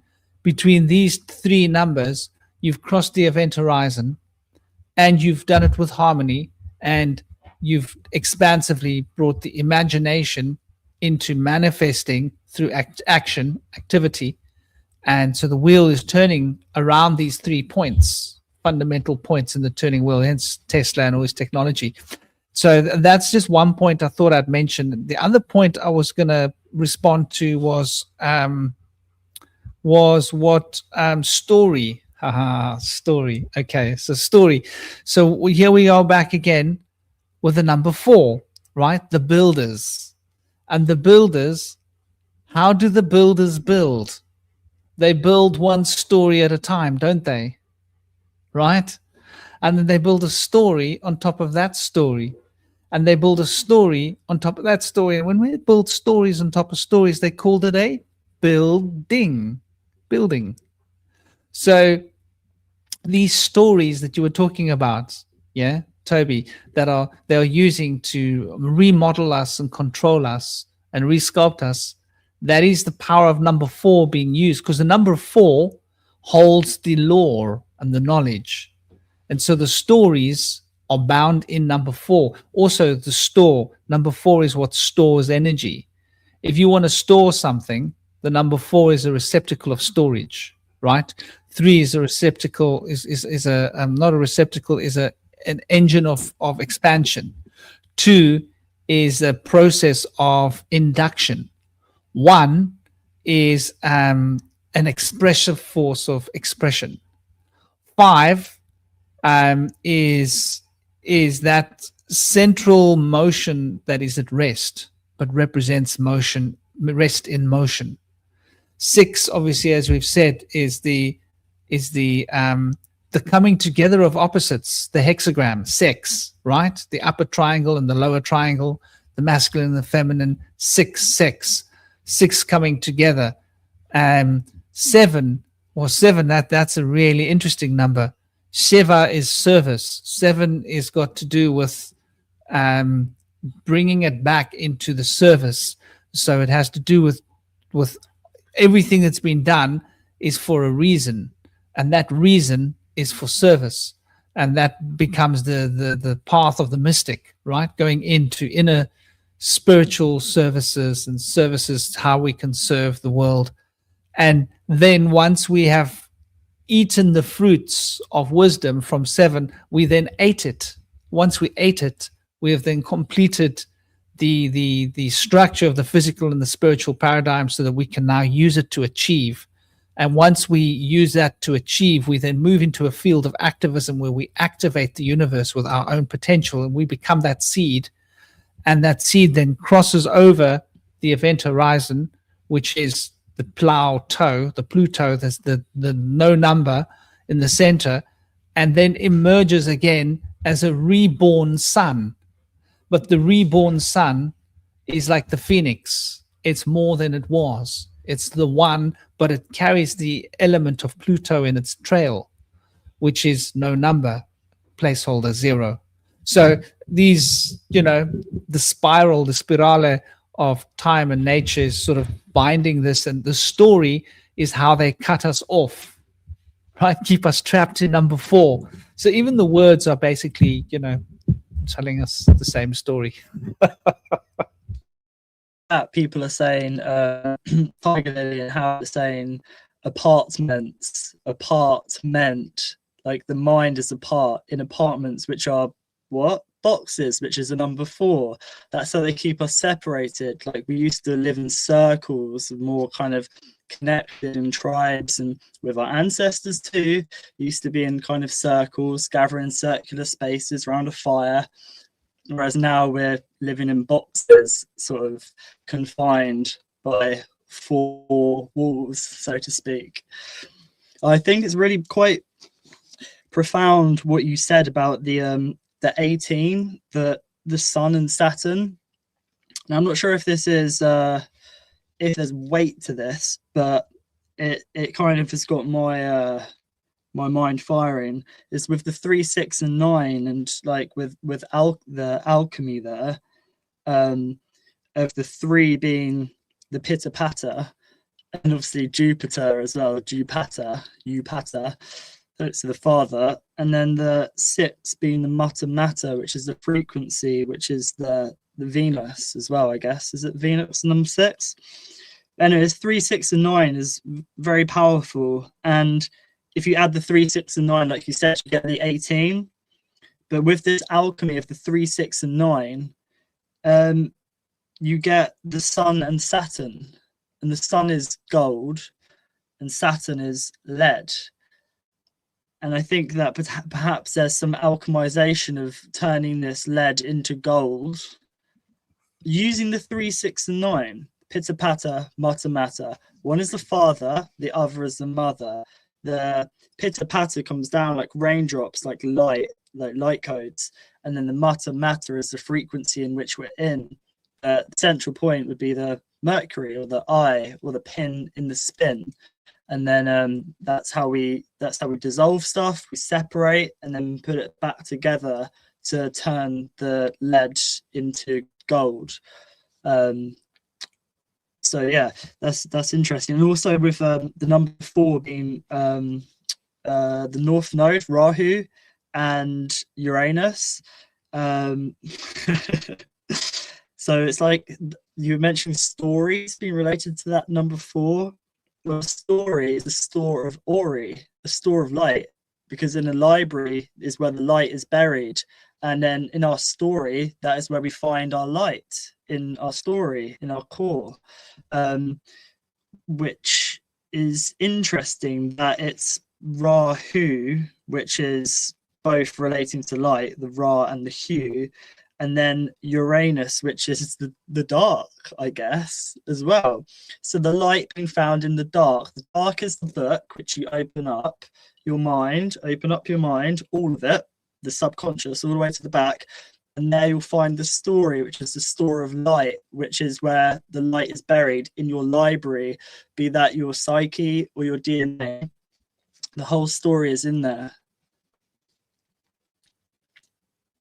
And I'm really happy in the chat are splitting words, because there's some real power in that, and I hope people have fun with it, because that's how we kind of just like expand our minds, is kind of dissolving what words mean. You split them and then you work out what the essence of the word truly is. So yeah, I'm really happy people are doing that in the chat, because I think that's something that's helped me so much, is splitting words to kind of dissolve the false narratives we've been given, and kind of making up our own story, creating our own narrative, I guess, using the imagination.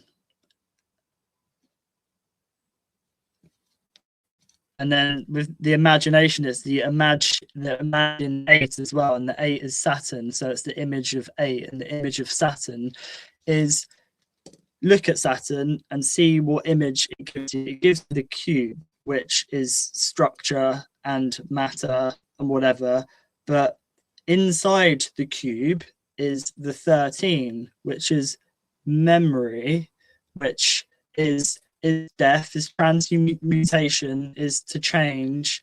So there's kind of there's a whole other like weave. I won't go down that path. Howard mentions an interesting point. Why is Orion called? Well, Or is light, right? Ori, of the light. On is the name of the sun in ancient times. So on, and it's just, you turn on electricity, right?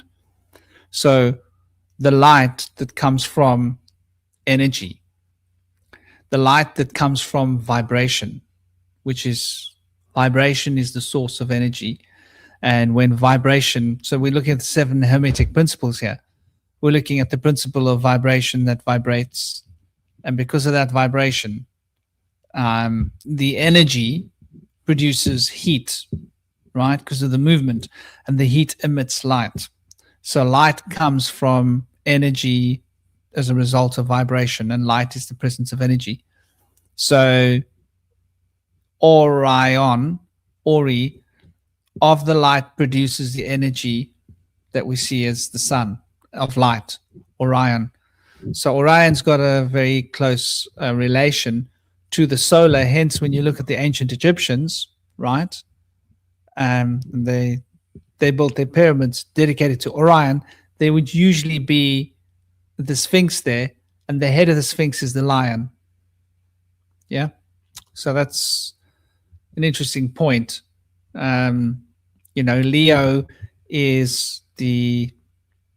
Leo and Cancer are the apex of the wheel of the zodiac in terms of light. In the northern hemisphere, that would be summer.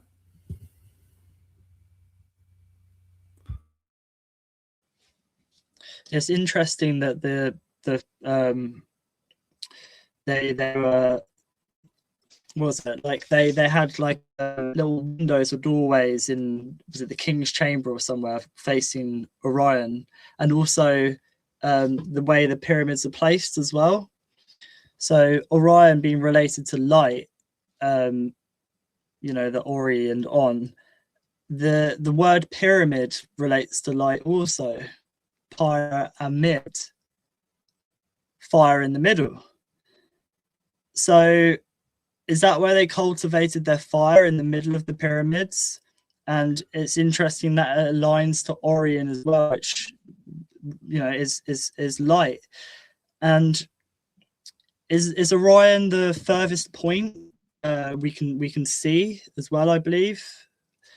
I think I heard that, although you never know whether anything's true or not, but I've heard that Orion is the first point in our galaxy that we can see. So it's like the furthest light. They've mapped that to see furthest. And also at the same time, in the pyramids, they were trying to access the inner worlds also, the light within.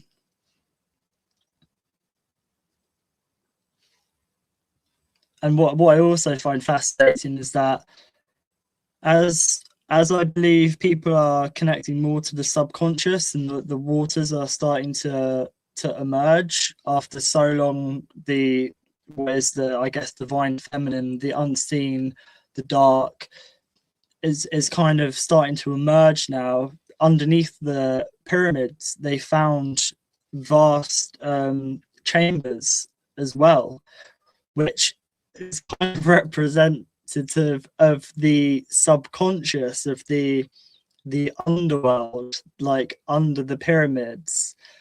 That sort of coming to light now, that there's, and I think that we're gonna, more and more stuff is gonna start coming up from the depths of the earth as well, as we start integrating with our inner worlds too.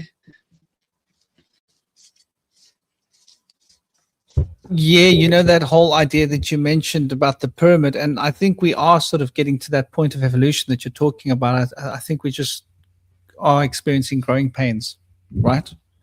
The growing pains come before the growth, and when we see the growth, that's when we're actually in the age of Aquarius. You know, Pisces is where you have to stretch and go inside, like into a cocoon, you could say, to the unconscious.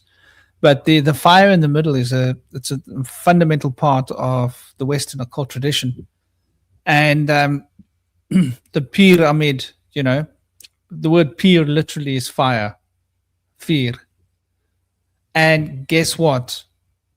Pir, fear. Guess what is the number 4? Comes from fear. Comes from the root of the word fire. In the old Germanic, the old Dutch, coming back from the Proto-Germanic, coming back from the Proto-Indo-European, fear and fire are fundamentally connected. And the word for is a changing of the word number fear. So you literally have the same word meaning the number 4 and fire. And so fire represents the candle of knowledge, right? That that knowledge that burns inside of you. And so the fire in the middle is when the Fika oath was given to humanity. This is like what the lodges would say. When the Fika oath was given to humanity, and this was due to spiritual intelligences allowing this information to be shared. During the giant wars, the Tetragrammaton, as we know it in modern terms, and it has nothing to do with Judaism. It's way older than anything to do with Judaism. This attempt at ownership is the most ridiculous fallacy you'll ever hear, that the Kabbalah is Jewish. No, the Jews just happened to use the Kabbalah, and they kept it safe for us, shall we say, because they hid it away. Because the good thing about the Jewish tradition is that they're very much about hiding things away. They like to hide their gold away. They like to hide things away. Everything's going to be hidden. So the Christians won't be able weren't able to get hold of their Kabbalah. It was hidden. It's like, no, it's a secret. You don't get to do that. So the one good thing about these, like that the Jews did do for the Kabbalah, was they managed to hide it away from the Christians. The Christians couldn't get hold of it because they were intent on destroying everything, right? That they could get their hands on. If it was a book, burn it. If it's ancient knowledge, you get rid of it, right? That was basically the idea. So the idea of fear and fire is the fire in the middle, which is the fundamental relation between. So there is an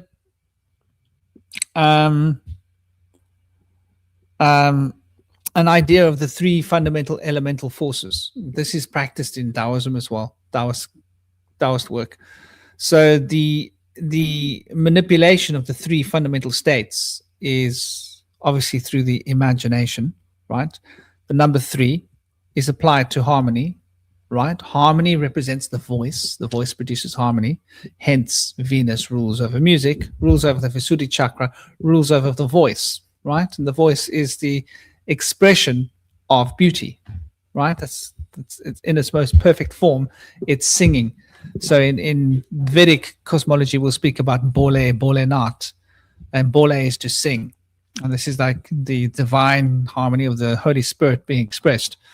So this idea of the fire in the middle then takes us into the tetragrammaton. Now, when you take the shin and implant the shin as a fire into the middle of the tetragrammaton is Iaowe. These are the 5 vowels. And these 5 vowels are cornered in by the 4 consonants, right? The 4 consonants corner in the 5 vowels. And when you go Iao Shue, Yeshua, Yeshua, Yeshua, Yeshua. You got to listen to what's going on here. And Yeshua became known as Yeshua, Yeshua.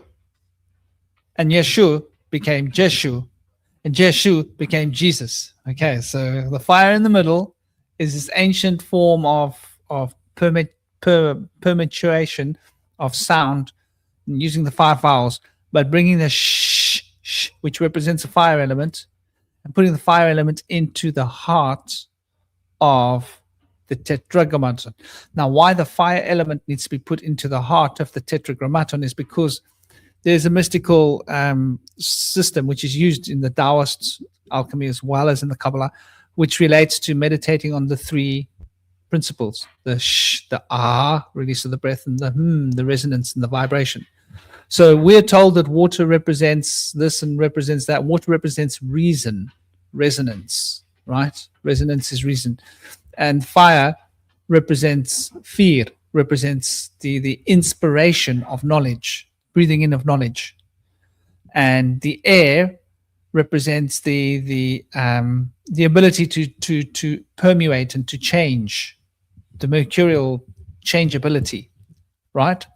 To permeate and to mix and to shift. And so you got these 3 elements, and so there's the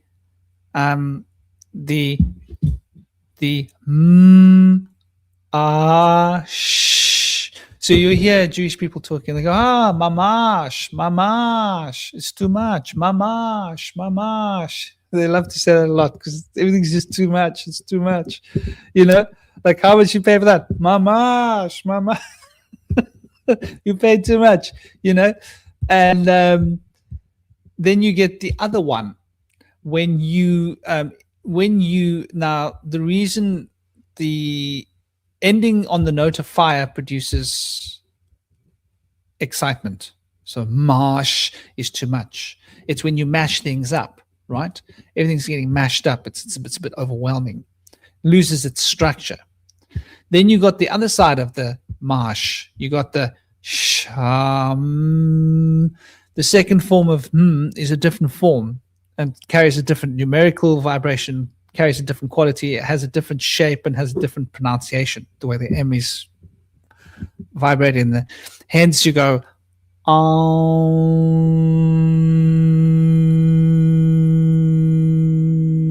it's different to ma.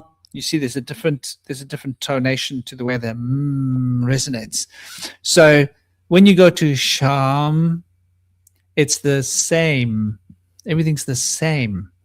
So when you mash everything up, mash, and you reverse the mash, all becomes the sham, the same, and it's also a sham, right? But when you look at the fact that everything's sham, it spells the word for fire, for tooth, for Shem, and the Shem is the name, right? It's also the divine name. So Shem is the word for name, is the root of the word for same, right? So they then apply this name, which is burning with fire, emerging from the fire, upon the water, right? This is like biblical creation stuff. The word of emerging from the fire and being breathed onto the water then resonates back into the fire and is exhaled, right? So it's a cycle of life, and here we go, right? These two fundamental principles of centripetal and centripetal and centrifugal force, right? The inhalation and the exhalation. So the breath is the key to like understanding the whole thing. Damn. So what they say in India: understand the breath, the in-breath and the out-breath, and you'll understand everything in the whole universe. There's a lot to this.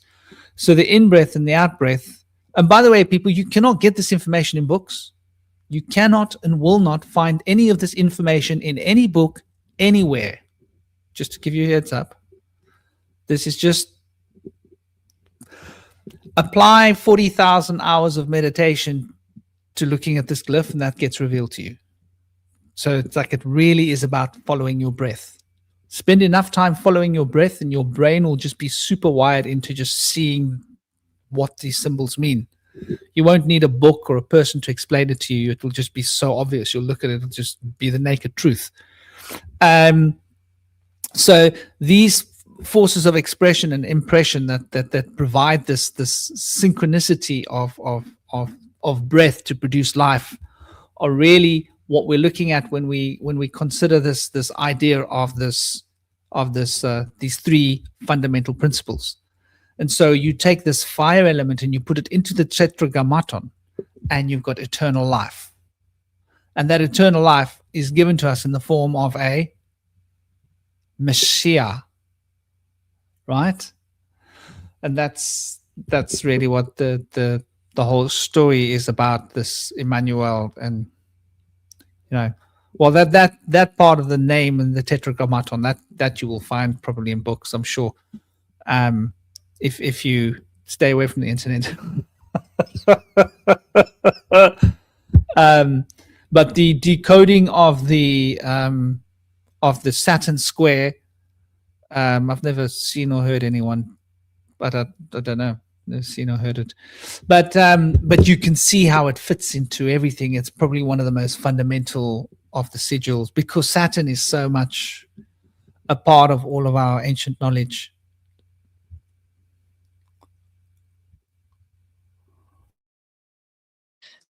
With Messiah, it's Messiah as well.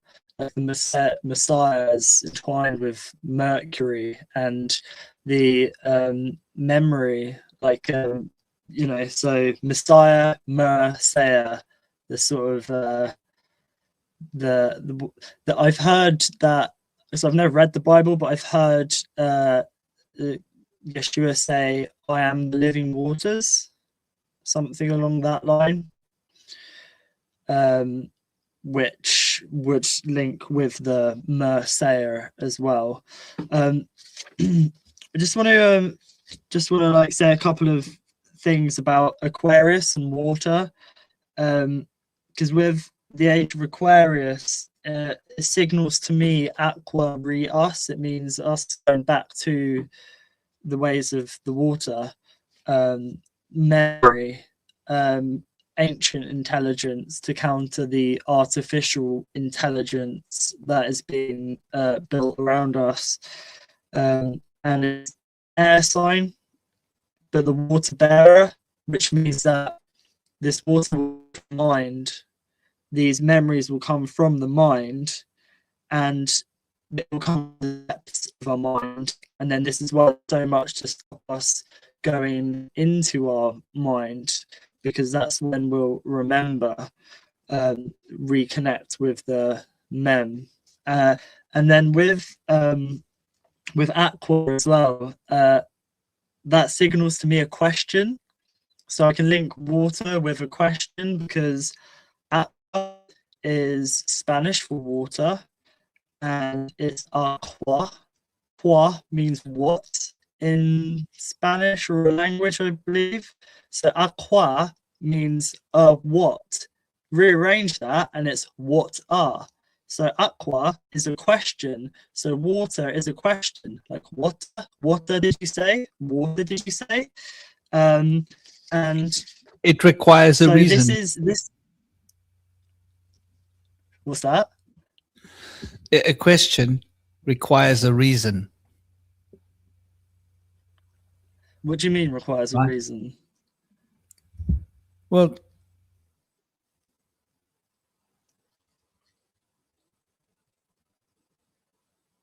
your mic's not on. Sorry. A question implies a reason. You have to reason it out, right? Raise sun. You have to raise sun. You have to get the rays of the sun to bounce off the water. The reason. Yeah, well, so if there's a question, you have to reason it out. Yeah, well, perhaps the reason comes from the water. The ray of the sun comes from the water as light travels on water. Water carries the light. There's a kind of a yin to the yang there, that, yeah, a reason for the question, but also you'll find the reason in the question also. And then that's how you become wise, is by always asking why and understanding the ways, understanding the waterways, the ways of the water. And so, yeah, I find it really interesting. Like, is this, you have the Tower of Babel where they're confused languages, but you can kind of like, I've always thought that that's like a fictional story or whatever, and it's not. It's maybe the towers are DNA, and or maybe it is our DNA. Maybe that is the tower. Maybe that's where our power is, and perhaps by splitting words and sort of dissolving language, we can connect to these light codes easier, perhaps. It kind of goes beyond the boundaries of language, because if you split it, reverse it and stuff, it's so interesting. I just want to mention with memory, because I think that was brought up in the chat, which is Mem and Ori, which we've mentioned before.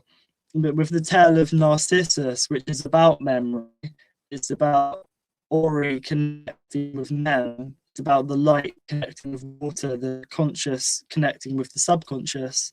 That Narcissus turned into a daffodil flower, and daffodil flowers have a compound which helps to treat Alzheimer's disease. So you have entwined in this myth that you have entwined in this myth, like the symbolism of memory, which is a daffodil, and inside that compound, if you understand the flower, you can kind of understand, it can help you remember who you are. And I guess also this flower that Narcissus turns into as well. Actually, no, that doesn't make sense. My mind just went off on a little tangent. I was trying to make the flower, I was trying to make the correlation between the flower and the seed, and that for a seed to grow, it needs both Mem and Ori. It needs both water and light. But to be honest with you, Narcissus turned into a flower, even though he wasn't connected with Mem. He was rooted to the spot.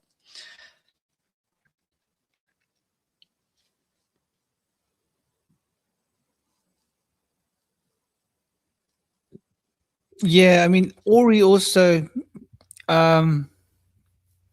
I was trying to remember what language it was, but it's the language of the Yoruba traditional. Yeah, you obviously heard about the Yoruba. This is based upon Africa. So the Ori is the intuition, right? That's the light that comes from within. And the augury is how you discover the future, to know the future. So if you want to read the omen, right, the omen, then you need to have the Ori so that you can perform an augury to read the omen, to know the future, if that makes sense. So there's a circle of fate connected in this as well. In this cycle of water that becomes the air, that becomes the water, that becomes the air, that becomes the water.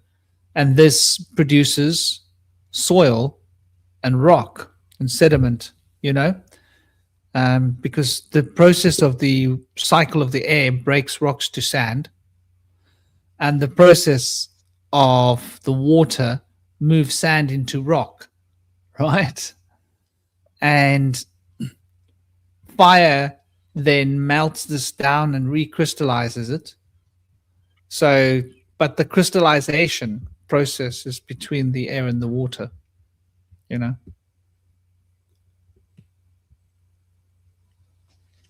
With the word sorry as well, sorry,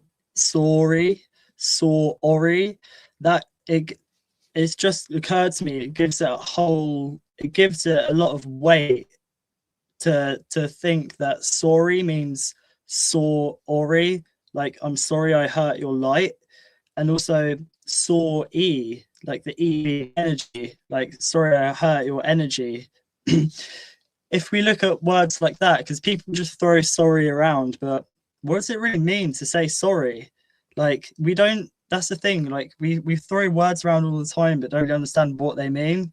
Like, next time you say sorry to somebody, like, I don't know what the definition means, but here's a couple I've made up, that it's ori, sorry I hurt your light, made your light soar, and also e, the e is the energy. And so it's like, sorry, I've hurt your energy. So next time you say sorry, that just gives it a whole another kind of dimension, I guess. Absolutely. I see we've been going for 5 hours and 18 minutes. Must be late. Maybe it's time. Yeah, man, I just realized it's 20 past 11. Ori was looking at me just a few minutes ago. He was like, my dogs communicate with me without words. He just gave me a look like, dude, this Malamut's got this Malamut bladder of mine's a big bugger. Guess who's going to be mopping this floor if you're not careful?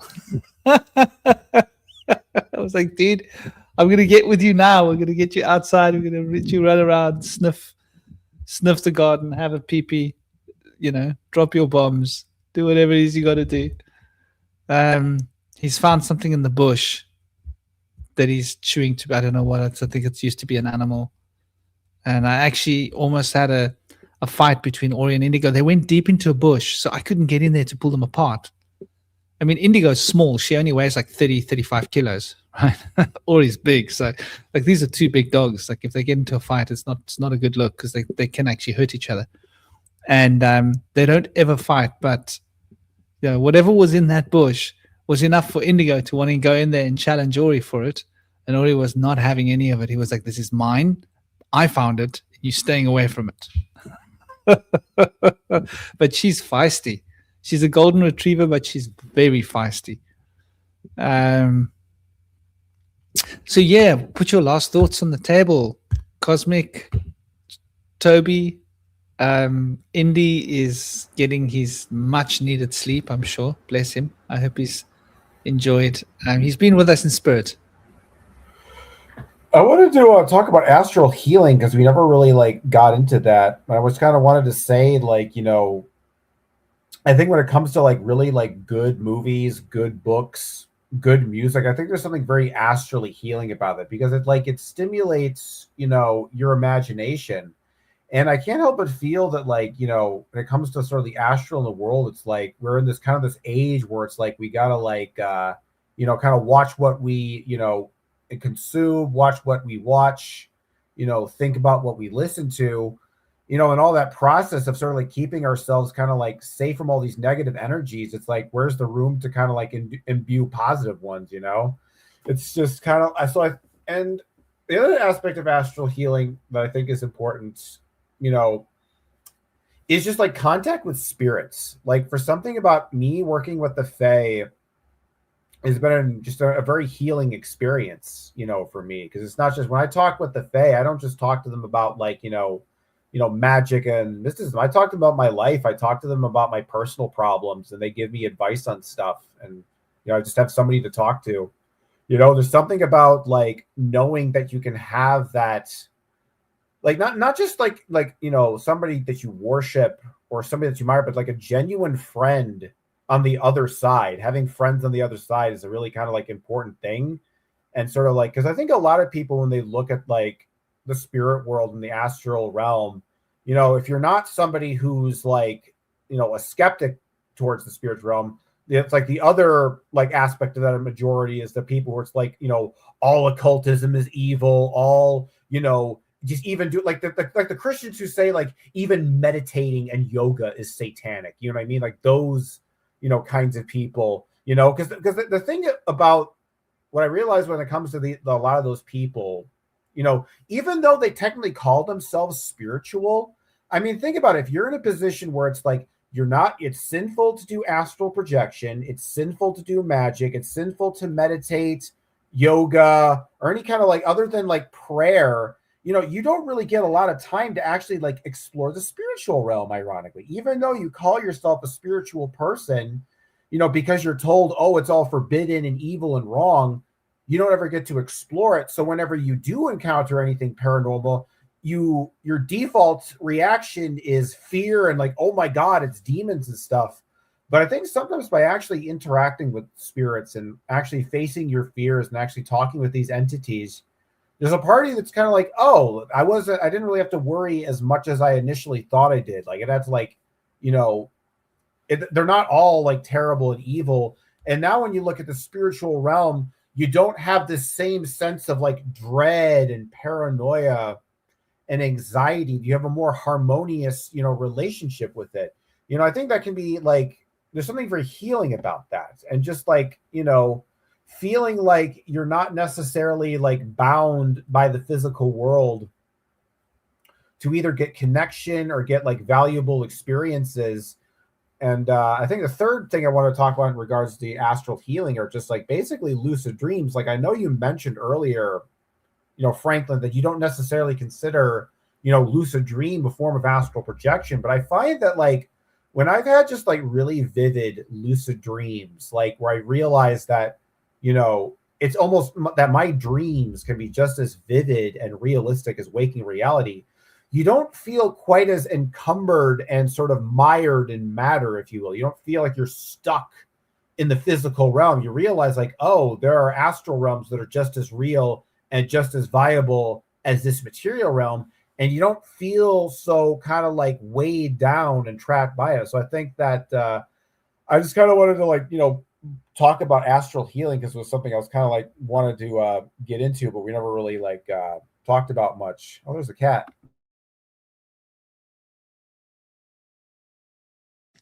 Yeah, I'd be interested to hear more about that next time or another time, because I think it's quite late where Franklin is now, and it's getting near 10 o'clock here in the UK, and the boys will probably be up at like 5 in the morning. So I don't really know much about the astral, to be honest with you.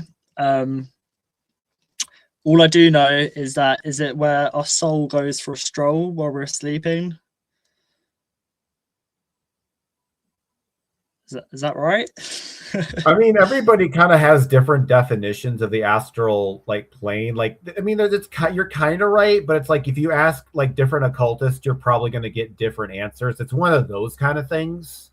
because everybody kind of has like different like metaphysical theories. Because some people say, oh yeah, you know, dreaming is astral projection. Then other people are like, no, it's not astral projection. It's like it's false astral projection. So you really just got to kind of like use your own judgment. But generally speaking, I think of the astral realm as the kind of the more non-physical, dream-like, imaginary aspect of existence. You know, in a lot of ways, like I consider like when you read like a fantasy novel and you're like in your mind's eye imagining the scenarios, the worlds, the characters, I consider that like a mild form of astral projection, in the sense that you're looking at words on a page, and then those symbols and words sort of transport your mind and imagination to this like fictional imaginary dream world. It's like the words on the page become a portal to the dream realm. So I think even like, you know, books, you know, watching movies and television, they're like different kind of like, maybe they're not technically astral projection, but it's like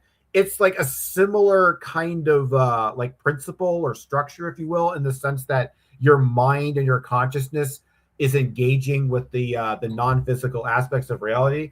Because I don't think you necessarily have to be completely out of your body to interact with these realms. I think sometimes like a lot of people don't even think about like, you know, when you're daydreaming, if you really just kind of let your mind open, you can kind of like use your mind as a sort of like periscope to see this astral realm. If you just kind of like, you know, tap into, I think for me, like I kind of had like a secret entrance way into the astral realm because of my synesthesia. Like, you know, I would listen to a piece of music and I just kind of feel like I'm in this like abstract orange realm in my mind. This kind of just like the space of pure color that's generated by the music.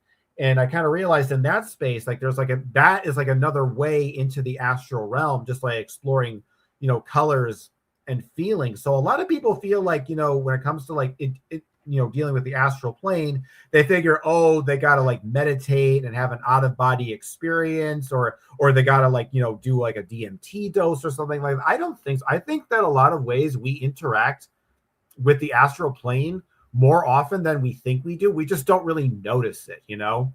So like, that's why I think it's like, you know, when you really start to, that's why I like, there was this like occultist I was reading back, like listening to his videos, I think like Poke Runyon, he has like the Hermetic Hour. His take was more like, you know, that, you know, the imagination, like in a way, is kind of like a doorway into the astral realm too. You may not be fully embodied in that astral realm, but you got a kind of like a camera, you know, feed that you can look into the astral realm. So in a way, we should really not underestimate the power of our sober waking day imagination, because I think in the right state of mind, even that can be a portal to that realm, just not in the way where you're sort of like fully embodied as like, you know, a traditional astral projection, you know, depiction usually depicts.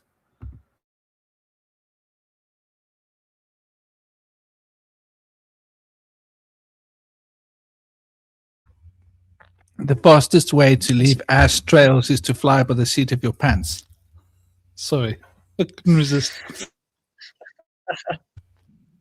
Makes me think of Indian food. You know, flying by the seat of your pants and leaving ash trails. Where are you going? New Delhi. Why? Because the food is hot. No, you definitely get that's like really, I didn't hear everything you were saying. I got the last bit of it. I took a cookie. I took a cookie outside with me while the dogs were doing their dirties in the bushes. In the arse trails. Yeah, well, I don't think they were. Thank God.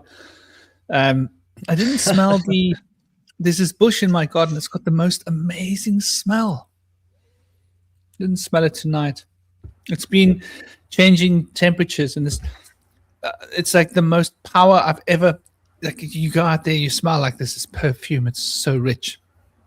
When there's just the correct VPD temperature to cause the terpenes to be released by that tree, the flowers in my garden. I think like we're continually. This is the thing. People think that the astral is separate to matter, right? people think that the etheric is separate to matter. Matter is like a combination of the astral and the etheric together, like this. And they are like married in the 7th principle of hermetics, which is, you know, the generative potential of masculine and feminine coming together to form one coherent unit and a unity, to reclaim the essence of unity and express the harmony of as above, so below, and to carry the continuity of causal emanation, cause and effect, and to bind the rhythm to the vibration through the principle of polarity, so that the correspondences can become a vehicle of expression that shows the mental core of everything, which is the first principle of Hermes. And so this fundamental idea of the astral being over there, the etheric being over there, is an idea we want to get out of. Why does dream magic work? Dream magic is a way to weaponize your lucid dreams, to turn your lucid dreams into a form of changing things. And why does it affect reality? Why are we able to affect reality with our thoughts? Because our thoughts carry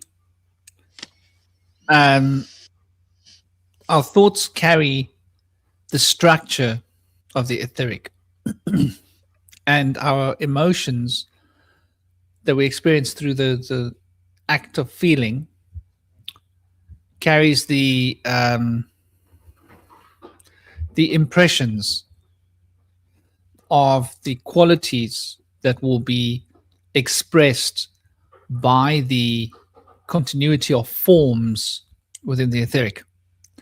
So with our minds, we're able to exert thoughts upon the etheric structure, and with our passion, we're able to bring the quality into that thought, and that thought and that passion, when bound by attention from within, attention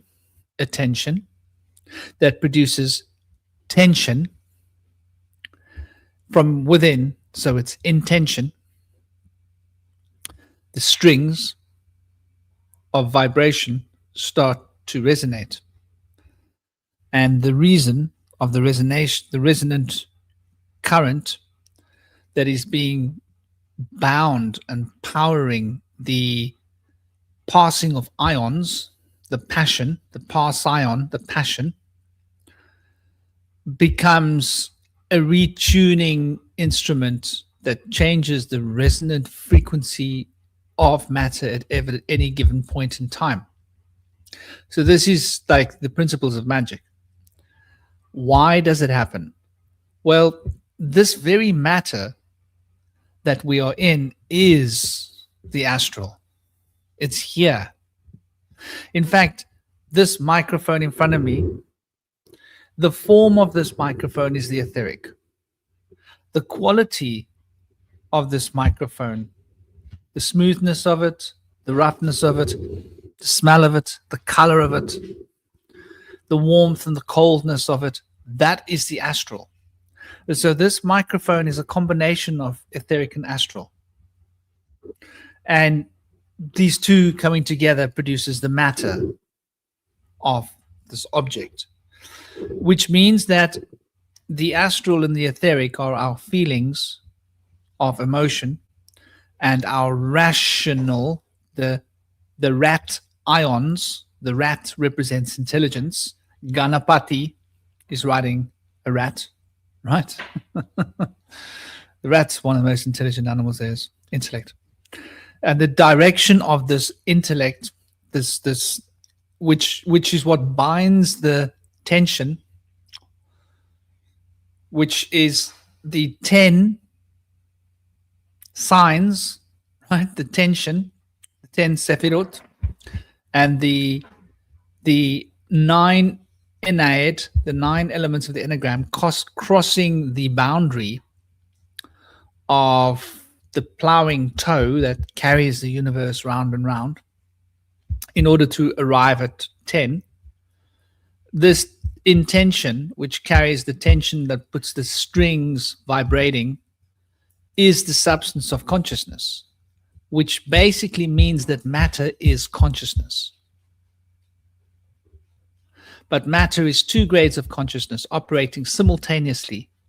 And because these 2 different fields of consciousness are operating simultaneously, it becomes a hybridization of both these 2 qualities. And as such, we experience it independently of the 2 fields. So this is why you see that yogic image of the meditating yogi with the Ida and the Pingala, right? And the Sushumna. These fields are literally the fields that are the construction of the physical body and the matter. So matter is not independent of consciousness. Consciousness is not separate of matter. Matter, in fact, is both of these streams that are, and once again, there is no better way to express it as this image of the centripetal and centrifugal potential. The centrifugal potential is that which is coming out of us, and the centripetal is that which is going into us. That which is going into us and that which is coming out of us. The breath, right? And the breath represents the breadth, how broad this field becomes. And so, yeah, basically the whole structure is fundamentally consciousness. Anyway, that's my 2 cents worth. I've got a few things to add to that. I'm gonna have to watch this back, by the way, because it's very interesting stuff that is gonna take me looking into it another time to actually fully comprehend it. I've been making notes as you've been going along, and would I be right in saying that the astral is like associated with water? So like you say, the emotional, and that we have water here, but then we have water above as well, which is more dense, which are, when we're asleep or dreaming, our ba, or human-headed bird, or soul, or identity, goes into the astral because it's able to get into this more dense layer, which our material body can't. And then would the ether be more like a wind or the air as well?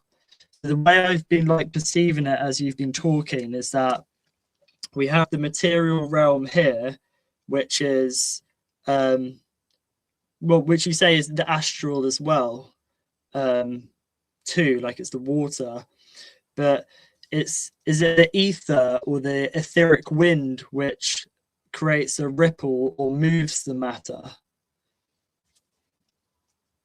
I've got more stuff to add to that as well, but is that kind of along the, is it an etheric wind? I think wind is that force of interaction between the hot and the cold. And it is the winding that binding of reminding that holds the fire and the water together.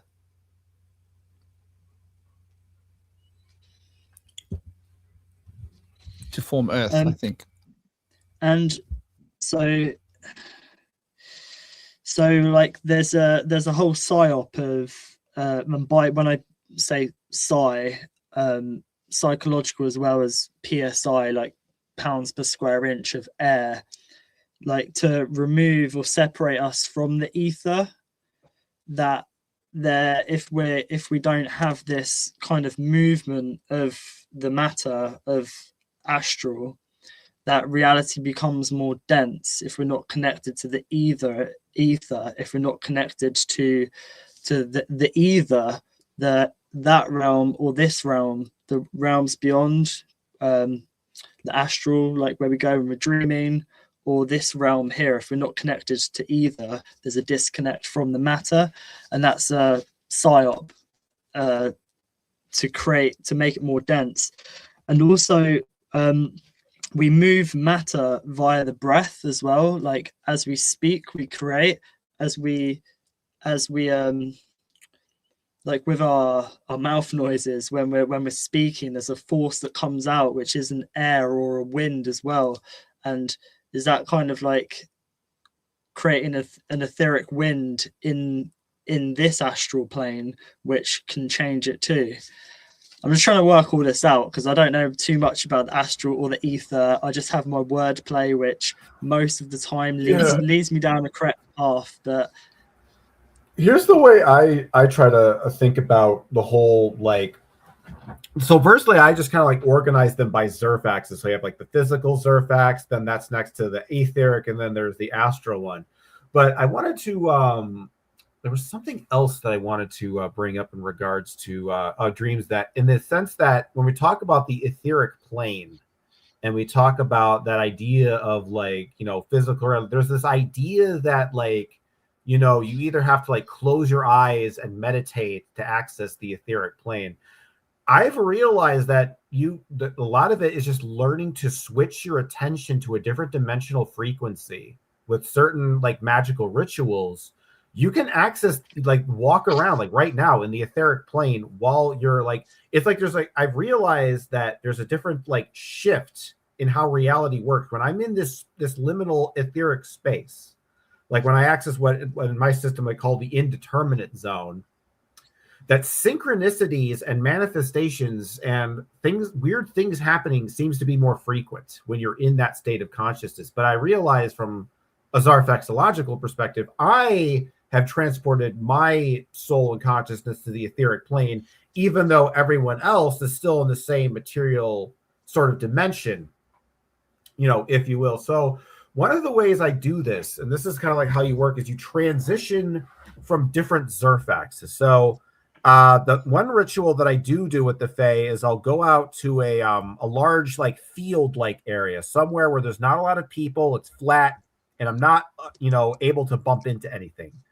And you can try this for yourself if you want. It's kind of like a fun, interesting experiment. So what I do is I close my eyes and then I walk slowly around in a circle in a clockwise direction, right, for a while, and then I usually chant do a magical like fairy chant and like say stuff in their language.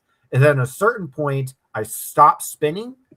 I take one large step in front of me, and then I start spinning in the opposite direction, counterclockwise. Then when I'm done that, I stop, take another step, spin clockwise again. And what I realize what happens when you do this, it's like you kind of forget where you exist in physical space. And so when you open your eyes again, it's like waking up from a dream, because you're like, oh my God, how did I end up here? Because the idea is when you do this, like this exercise, you forget where you exist in relation to matter and physical space. And you're essentially kind of like in a video game, sort of clipping out of reality. And when you have that transition, that's how you sort of enter that indeterminate zone space that I'm talking about. And this can be done with meditation and like even just like, you know, taking a nap and having that intention. The idea, like you exist in one dream and you transition to another dream. Because that, you know how sometimes when you dream at night, you'll have a dream and then you'll kind of like close your eyes and go into a black space. And then you sort of like gradually kind of transition into another dream. So this fairy magic stuff, it's basically you're trying to do that, but in real life, like trying to take the dream, the sort of the waking dream and then transition it to another waking dream. And so the way I see it, like, when you're doing certain rituals, or even I think when you enter like a haunted house and you start to see like parallel, I think that when a house is legitimately haunted or a building is legitimately haunted, I feel like that particular area is like, it's like a portal to the etheric plane, which I don't know if Franklin would agree with that or not, in terms of like, hauntings or like haunted locations as being physical portals to the etheric realm. So I think in that sense, that's how you can see the sort of etheric and astral realm sort of intersecting with the material realm. You got to think of it like sort of like a fourth dimensional extension of reality. So if you think about like like a two-dimensional plane being like a sheet of paper, if you take like an infinite number of flat sheets of paper, you can essentially make a cube if you kind of like stack them on top of each other like a pile of paper. Now, if you think of a three-dimensional realm as like a sphere, like an infinite sphere, you can think of a fourth dimension as sort of going to a similar and identical sphere that's adjacent to you. And that's kind of like how you sort of conceptualize this idea of like entering this etheric space. And it's kind of interesting because you're literally, it's sort of, there's what I'm saying is there is a physical doorway via consciousness and perception to the dream realm, to like sort of the outskirts of the dream realm, that doesn't actually involve going to sleep or even lying down in bed. You can enter the dream world from the waking world. Because that was something I always found interesting in H.P. Lovecraft's work. He had this whole like dream cycle story where there's like this dream realm, but the idea was there's these creatures called ghouls, which are kind of like zombies that live underground.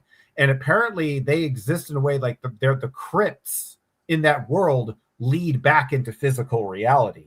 So I think if you kind of look at the etheric and astral existing in that way, I think then it becomes more intuitively obvious to see how that's connected to physicality and matter, in my opinion. With a haunted house and it relating to the etheric, would it not be more the astral? If the astral is more of the emotional kind of body, and that there's sometimes beings stuck in the astral, like, is that what ghosts are? They're kind of stuck, and is that not in the astral, not the etheric? So the way I think of it is like, so think about like the idea of Zerfaxes, right? So let's imagine you have three circles in a line. You have the first circle is physical reality, the second one is etheric, and the third is the astral. Now, notice that if you're in the etheric circle, you are closer in proximity to the astral circle than you would be in the physical circle. If you were in the physical circle, the astral plane would be 2 Zerfaxes away from you. But in the etheric plane, it's only 1 Zerfax away from you. So when there's less of a Zerfax distance, there's more of a direct interaction between the Zerfaxes. So in that space, the astral has more of a direct influence over the etheric from that space than it would in the physical. Okay, interesting. Well, from what I've read as well, it seems that the etheric body relates to the ka as well, which is interesting. It's kind of the subtle body or the mist around us, like, I guess, the wind or essence or life force, which is really interesting.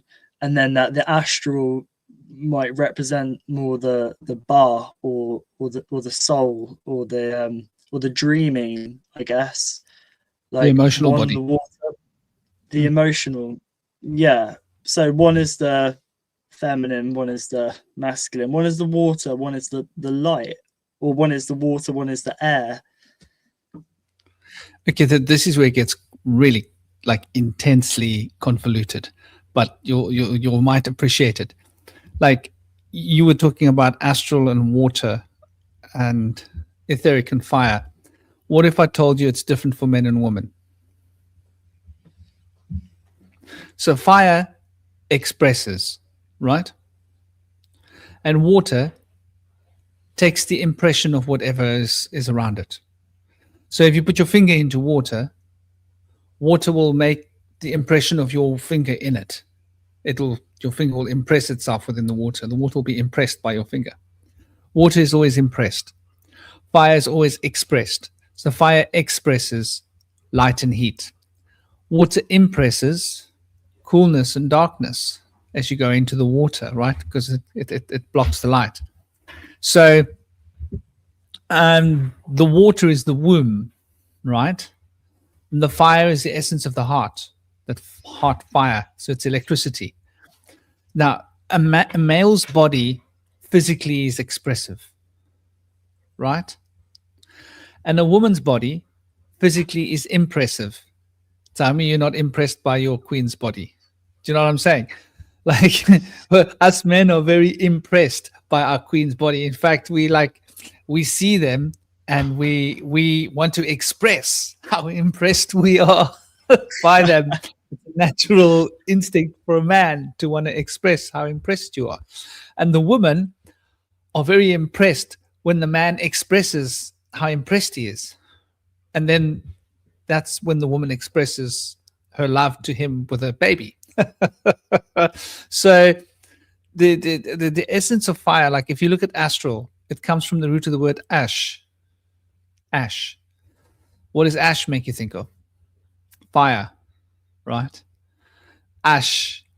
Astral. Astral is a ray of light.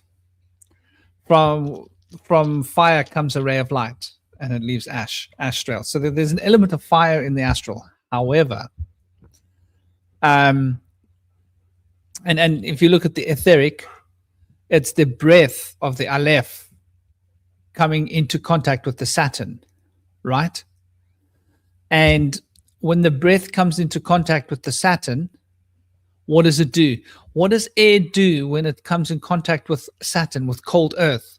It condenses all the water out of it, right? Breathe onto a cold surface and see what happens. It will make water drops. Yeah? The mist. The mist will stick to it. And that mist is really is water.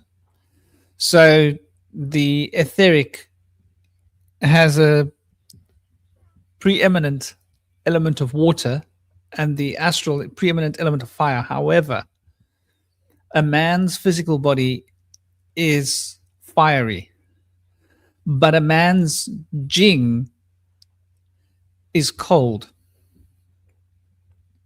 A woman's physical body is watery, but a woman's sexual essence is hot. Now, those two essences relate to the life force, relate to the car. The man's car is cold. The woman's car is hot. The woman's car is masculine. The man's car is feminine. In the same way that the man's body is masculine and the woman's body is feminine.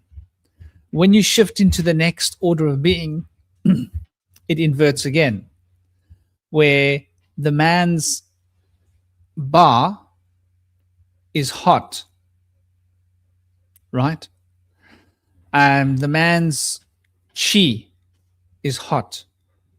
The woman's chi, the woman's ba is cold. So the woman's astral body is receptive. The man's astral body is projective.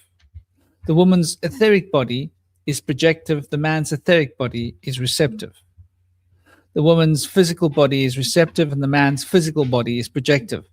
When we go through all of these three scales, we end up with the primordial, which is the pure mental spiritual body. And so the woman's body is in alignment with, in order for as above, so below to come into being, the woman's receptive original state needs to be expressed as the receptive state beneath the firmament, right? As above, so below. With those two, with a set of polarities dancing between them. And the man's are the same. So you could say that for a man, the astral body is hot. For a woman, the astral body is cold. For a man, the etheric body is cold. For a woman, the etheric body is hot. And that's like we're talking about elemental states of fire and water. So I just thought that'd be interesting. And the air is obviously the relationship between the fire and the water. So the air is where is like, you know, is the way that the water and the fire are interacting produces air. The evaporation of the water because of the fire moves moisture. This creates a cycle. Air has got a lot of moisture in it. It causes all of the gases to be moving around. All of the movement in air is because of the excitement of fire being curtailed by the encompassing nature of water. So just that idea is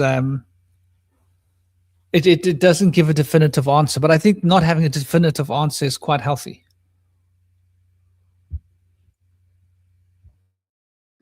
Yeah, we're not here for answers. We're here for questions. We're all on a quest here. The joy is in the journey.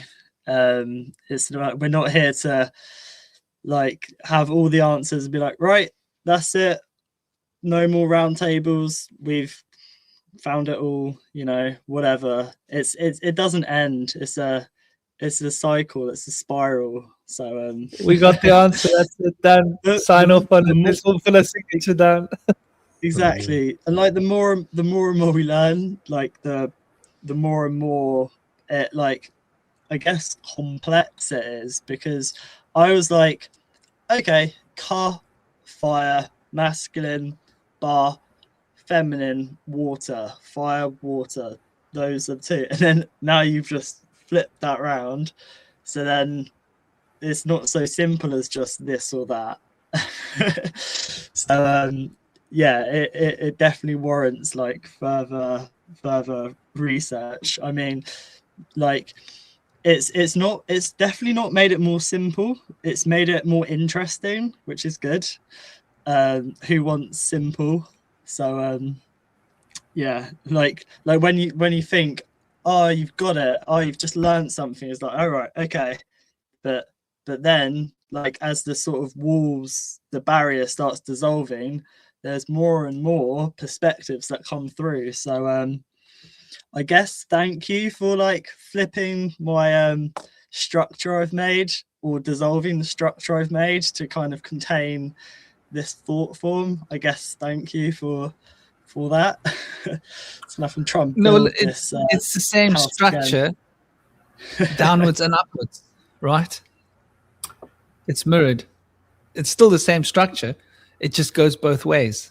In other words, it's like the inside out. Yeah. Like, isn't that a theme in that Stranger Things? Isn't it back to front? Left becomes right, right becomes left, in becomes out, up the upside down. Yeah, the upside down. Yeah. That's what we're talking about here.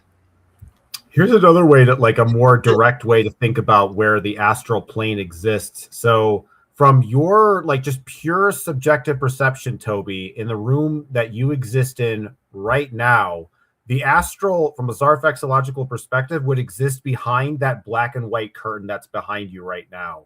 That's essential. Because think of it like this. So in physical reality, in the Zarfex interior, all the Zerfaxes are kind of connected. So your room right now is essentially just a Zerfax that's sort of connected to all the Zerfaxes in physical reality. But in the non-physical part of reality, the indeterminate zone, that curtain could lead anywhere in astral space. It's a potential, like a mystery door that could be opened anywhere. So when you look at the edges of your peripheral vision and you look at where the sky is, where the walls are, that's where your mind's eye, in a lot of ways, when you visualize stuff, like, and this theory actually exists, because we have this idea in the West that when we visualize stuff in our mind's eye, we think of it as being inside of our heads. But I think of it, because, like, when I visualize, like, for example, like if I visualize a raccoon in my mind's eye, it almost seems to exist not inside of my head, but outside of the walls of the room that I'm existing in at the moment. So when you look at your mind and your consciousness as being structured in that way, that's another sense of how to get to feel the astral sort of space, that it's kind of in a sense all around you, and your little like island of perception is just like that, just a little bit of an island. It's only like in a way there's like a perceptual illusion that your Zerfax is sort of connected, but there's this kind of like, I don't know, debug mode, outer space, you know, where you can realize that if you kind of like do a mental kind of exercise and sort of like think about, you know, space existing in that way, like imagine like the bedroom you're existing in is just sort of like floating through a void in space as opposed to being connected to the rest of the world. I feel like that's kind of like how I like approach like astral projection in the astral world, from thinking of it from that space that exists outside of our peripherals. And that's kind of because in the dream realm, you know, if you can go into like, I could walk through my bathroom door and, you know, end up in a forest somewhere. It doesn't necessarily have to lead to my bathroom. So if you look at and because physical reality directly it's a direct reflection of physical reality, you can also see that reflection from the other side sort of coming here. And you would think about, well, how would my Zerfax exist if it was in the indeterminate zone right now? What would be outside of the walls of my vision? Because I noticed that it's like when I'm in a state of mind where I'm in the Zerfax interior, when I'm sort of like, you know, just sober, normal me, outside of my peripheral vision, I think about all the buildings that I remember. So like if I'm walking down the street, I in my mind's eye, I'm sort of like mentally drawing the map of the world that exists outside of my peripheral vision. That's what they call the Zerfax. Whereas when you're in the indeterminate zone, outside of your peripheral vision, you can clearly see the astral plane, just it's like it's not in reality, but you can feel the entities like clawing at the edges of reality, wanting to come in. You can feel them there. Like they're not inside your house, but they're knocking on the door and you can hear them very loudly.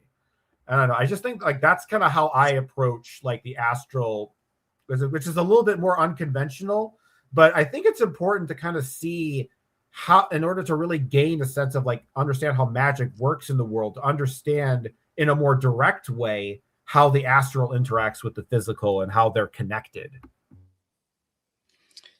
So I'm just going to say this last thing and then I'll head off. But I've been seeing a blue light a lot recently, the last few months. Like it's kind of like a deep blue, like I guess like kind of light in my periphery every so often. And I was lying in bed a few weeks ago and I was looking up at the ceiling like in the dark, and I could see this blue light and I focused on it and then it disappeared. But then I started kind of focusing on these other lights which were like slowly like moving around. They kind of come and go, and I could see these, they were like stingrays, these kind of like water beings just above me, like I didn't feel like they were going to come like into me. It was like I was kind of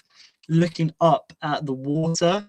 There were these kind of waves, and there were these smaller fish and bigger fish, and mainly like stingray type things kind of swimming around. It's like I was in water, and it was really beautiful. It's the first time I've ever seen anything that's not normal, apart from when I've been sober, that is, which I've been like hoping to do for a while, because I've heard of people like seeing auras and seeing stuff, and I was like, oh, it's so cool to like see other beings or whatever. And anyway, my point is, go on, sorry. Perhaps this is the astral, because if it's related to water, it's like I was seeing the water all around me, and I could see the ripples in the tide as well. And it was kind of the space in between I was focusing on, because I always focus on the in between. I never focus on the this or the that. It's always the middle way, like the liminal space. And also on that, apparently lime is really good for cleansing you. Like you guys might know this. But it's interesting because lime in all space. I searched because I heard that. I was like, liminal spaces. Okay, lime in all. Is lime good for cleansing you and protecting you and stuff? And it turns out that it is, which is pretty cool. But yeah, I've done this a couple of times, just lying in bed, sort of like looking at these things. And actually, a few weeks ago when it first happened, I was looking up at the ceiling, and the ceiling dissolved. I could see these like stars, and I was just imagining that there wasn't actually a roof there, and I was looking up at the stars above, and I could actually see shooting stars, which was pretty cool. Yeah, it's kind of what I'm talking about. It also reminds me of I don't know if you're a horror movie person, but there's a movie from 1986 called From Beyond. It's based on H.P. Lovecraft, short story. And in that movie, they have this device called the resonator, which is like this tuning fork, like this big like electronic contraption that like shoots out this like pink, like otherworldly light. And when the light shows up, it basically allows them to see alternate dimensions. So all these like weird like jellyfish creatures start to like fly around and stuff when they turn on the resonator. But of course, it's a horror movie, so the monsters are violent, so they have to like turn off the thing. But I just always thought that was like that idea is so cool that like there are organisms that exist but we can't see because they exist in some dimensional space beyond our comprehension. So that's that's a cool story. I'm glad you shared it. Yeah, I looked up what these stingray beings could be on Reddit, and people were saying that there were demonic entities and whatever, and that they were like harmful. But that's not the feeling I got at all. It felt like being connected to water, and they were kind of they're just doing their thing. But it's just like, and also that movie you were talking about, and I'm not a horror film guy because I find most of them, all the ones I've watched have been quite bad. I'm more of a sci-fi fantasy, like sci-fi any day. It's a very sci-fi movie, so you might like it from that angle. Well, it's just the jellyfish. They might be good, but the films portrayed them to be bad. Now, if people see them, these jellyfish beings, after watching that movie, they might think that they're bad. Potentially. But right, guys, I've got to go. It's been great talking today. You've been going for 6 hours now, so yeah, it's been a long one. Both of you. Yeah, big love, brother. Take it easy. I've always thought it would be cool to do like, I'm not sure what the world record for the longest podcast is, but if there's a few of us from all around the world, we can just keep it going. People can come and go in the chat and then go across various topics. We would need 12 people. Yeah. A marathon. Why is that? A 12 people marathon. Why 12? Can you think of a better number? Okay. Like if you think of a better number, let me know. I just thought 12 because it's 12 hours in the day, and each person could be doing a 2-hour shift, and then you would have 4 doing a 2-hour shift, and then another 4 doing a 2-hour shift, and another 4 doing a 2-hour shift. That adds 6, and or 4 people doing 6 hours. 4 sets of 6 for 12 hours. No, that'd be 24 hours, wouldn't it? Right. I need to go to bed. Much love, guys. Yeah, brother. Take care. And much love. That nonsense about demons, like don't trust Reddit for advice. It's those they're called Undines, right? These spirits. My sister's called Undine. Yeah, well, there you go. Is that like related to the sea? It's like a water spirit. Those are the spirits that flow in. They literally move the way you're describing it in the water, and they're like fishes, and they're like those kind of watery creatures from the sea and stuff that you'll see in the lake. That's what you see, and they're flowing around. If you were in the element of fire, you'd be seeing like salamanders and like lizards and snakes and stuff, dragons. Anyway, big love, dear brother. Yeah, my sister's called Undine. So, there you go. Nice. That's interesting. I'll let her know. Yeah. Much love, everyone in the chat. Cosmic. Shanti. She must be a mermaid. Frank.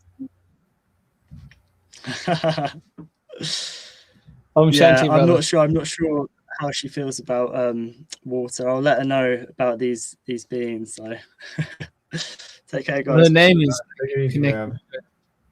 You take it easy, brother. Big love, big blessings. Thank you, everybody. I hope you guys all got what you came for. It's been an honor as always. Cosmic, it's been an honor. Shinobi, it's been an honor. Indy, it's been an honor when he was here in the beginning and in being here in spirit. Wandered off somewhere. Well, I think he went through that door in the back, didn't he? I saw a cat at one point. He went through the door in the back, which is the bedroom. And he went in there and he probably just thought to just lie down and clear his head. And then like he just passed the dance party caught up with him, you know? I can see that happening. Like I do that, like lie down, clear my head. Whoa, open my eyes. Whoa, 4 hours passed. Wow, how'd that happen? Yeah. I'm like that. I sleep like that. And I sleep deep and then I pop out. Anyway, big love to all of you. Big blessings. Take it easy, everybody. Keep it real. Keep it sweet. Cosmic is always an honor. Big love, brother. Yeah, man. Cool. Yep. Keep it real. And till next time. Om Shanti, everybody. We'll probably be doing a Tuesday. Cosmic, your difficult time zone. I'll let you know if I'm ready, if I'm available for that or not. Cool, man. Big love, everybody. Blessed be. We'll probably be here on Tuesday, like maybe the same time as last Tuesday. I think that was the plan. We did it Wednesday this week, but we'll probably do it Tuesday next week. Or maybe Wednesday. We'll let you know. Yeah. Om Shanti. Blessed be. Peace out. And hope you guys enjoyed the show. I really did enjoy the show. Indy, Om Shanti, brother. And everybody, you know, I will be doing this show or releasing short clips about the Enneagram, building an Enneagrammic system of correspondences, which will probably map through everything, the elements, the elemental table, words, everything that you can imagine should fit onto it. Obviously, it's the Sephirot. And obviously, within that structure of the there are the 22 paths. So the major arcana are the connections between the numbers. Basically, it's a tree of life. It's a tree of life when you're looking down the trunk of the tree of life, you know, from the top down. That's really what it is, the bird's eye view. Big love, big blessings, everybody. Take it easy. Until the next one. Om Shanti. If I can close this. YouTube doesn't want me to leave.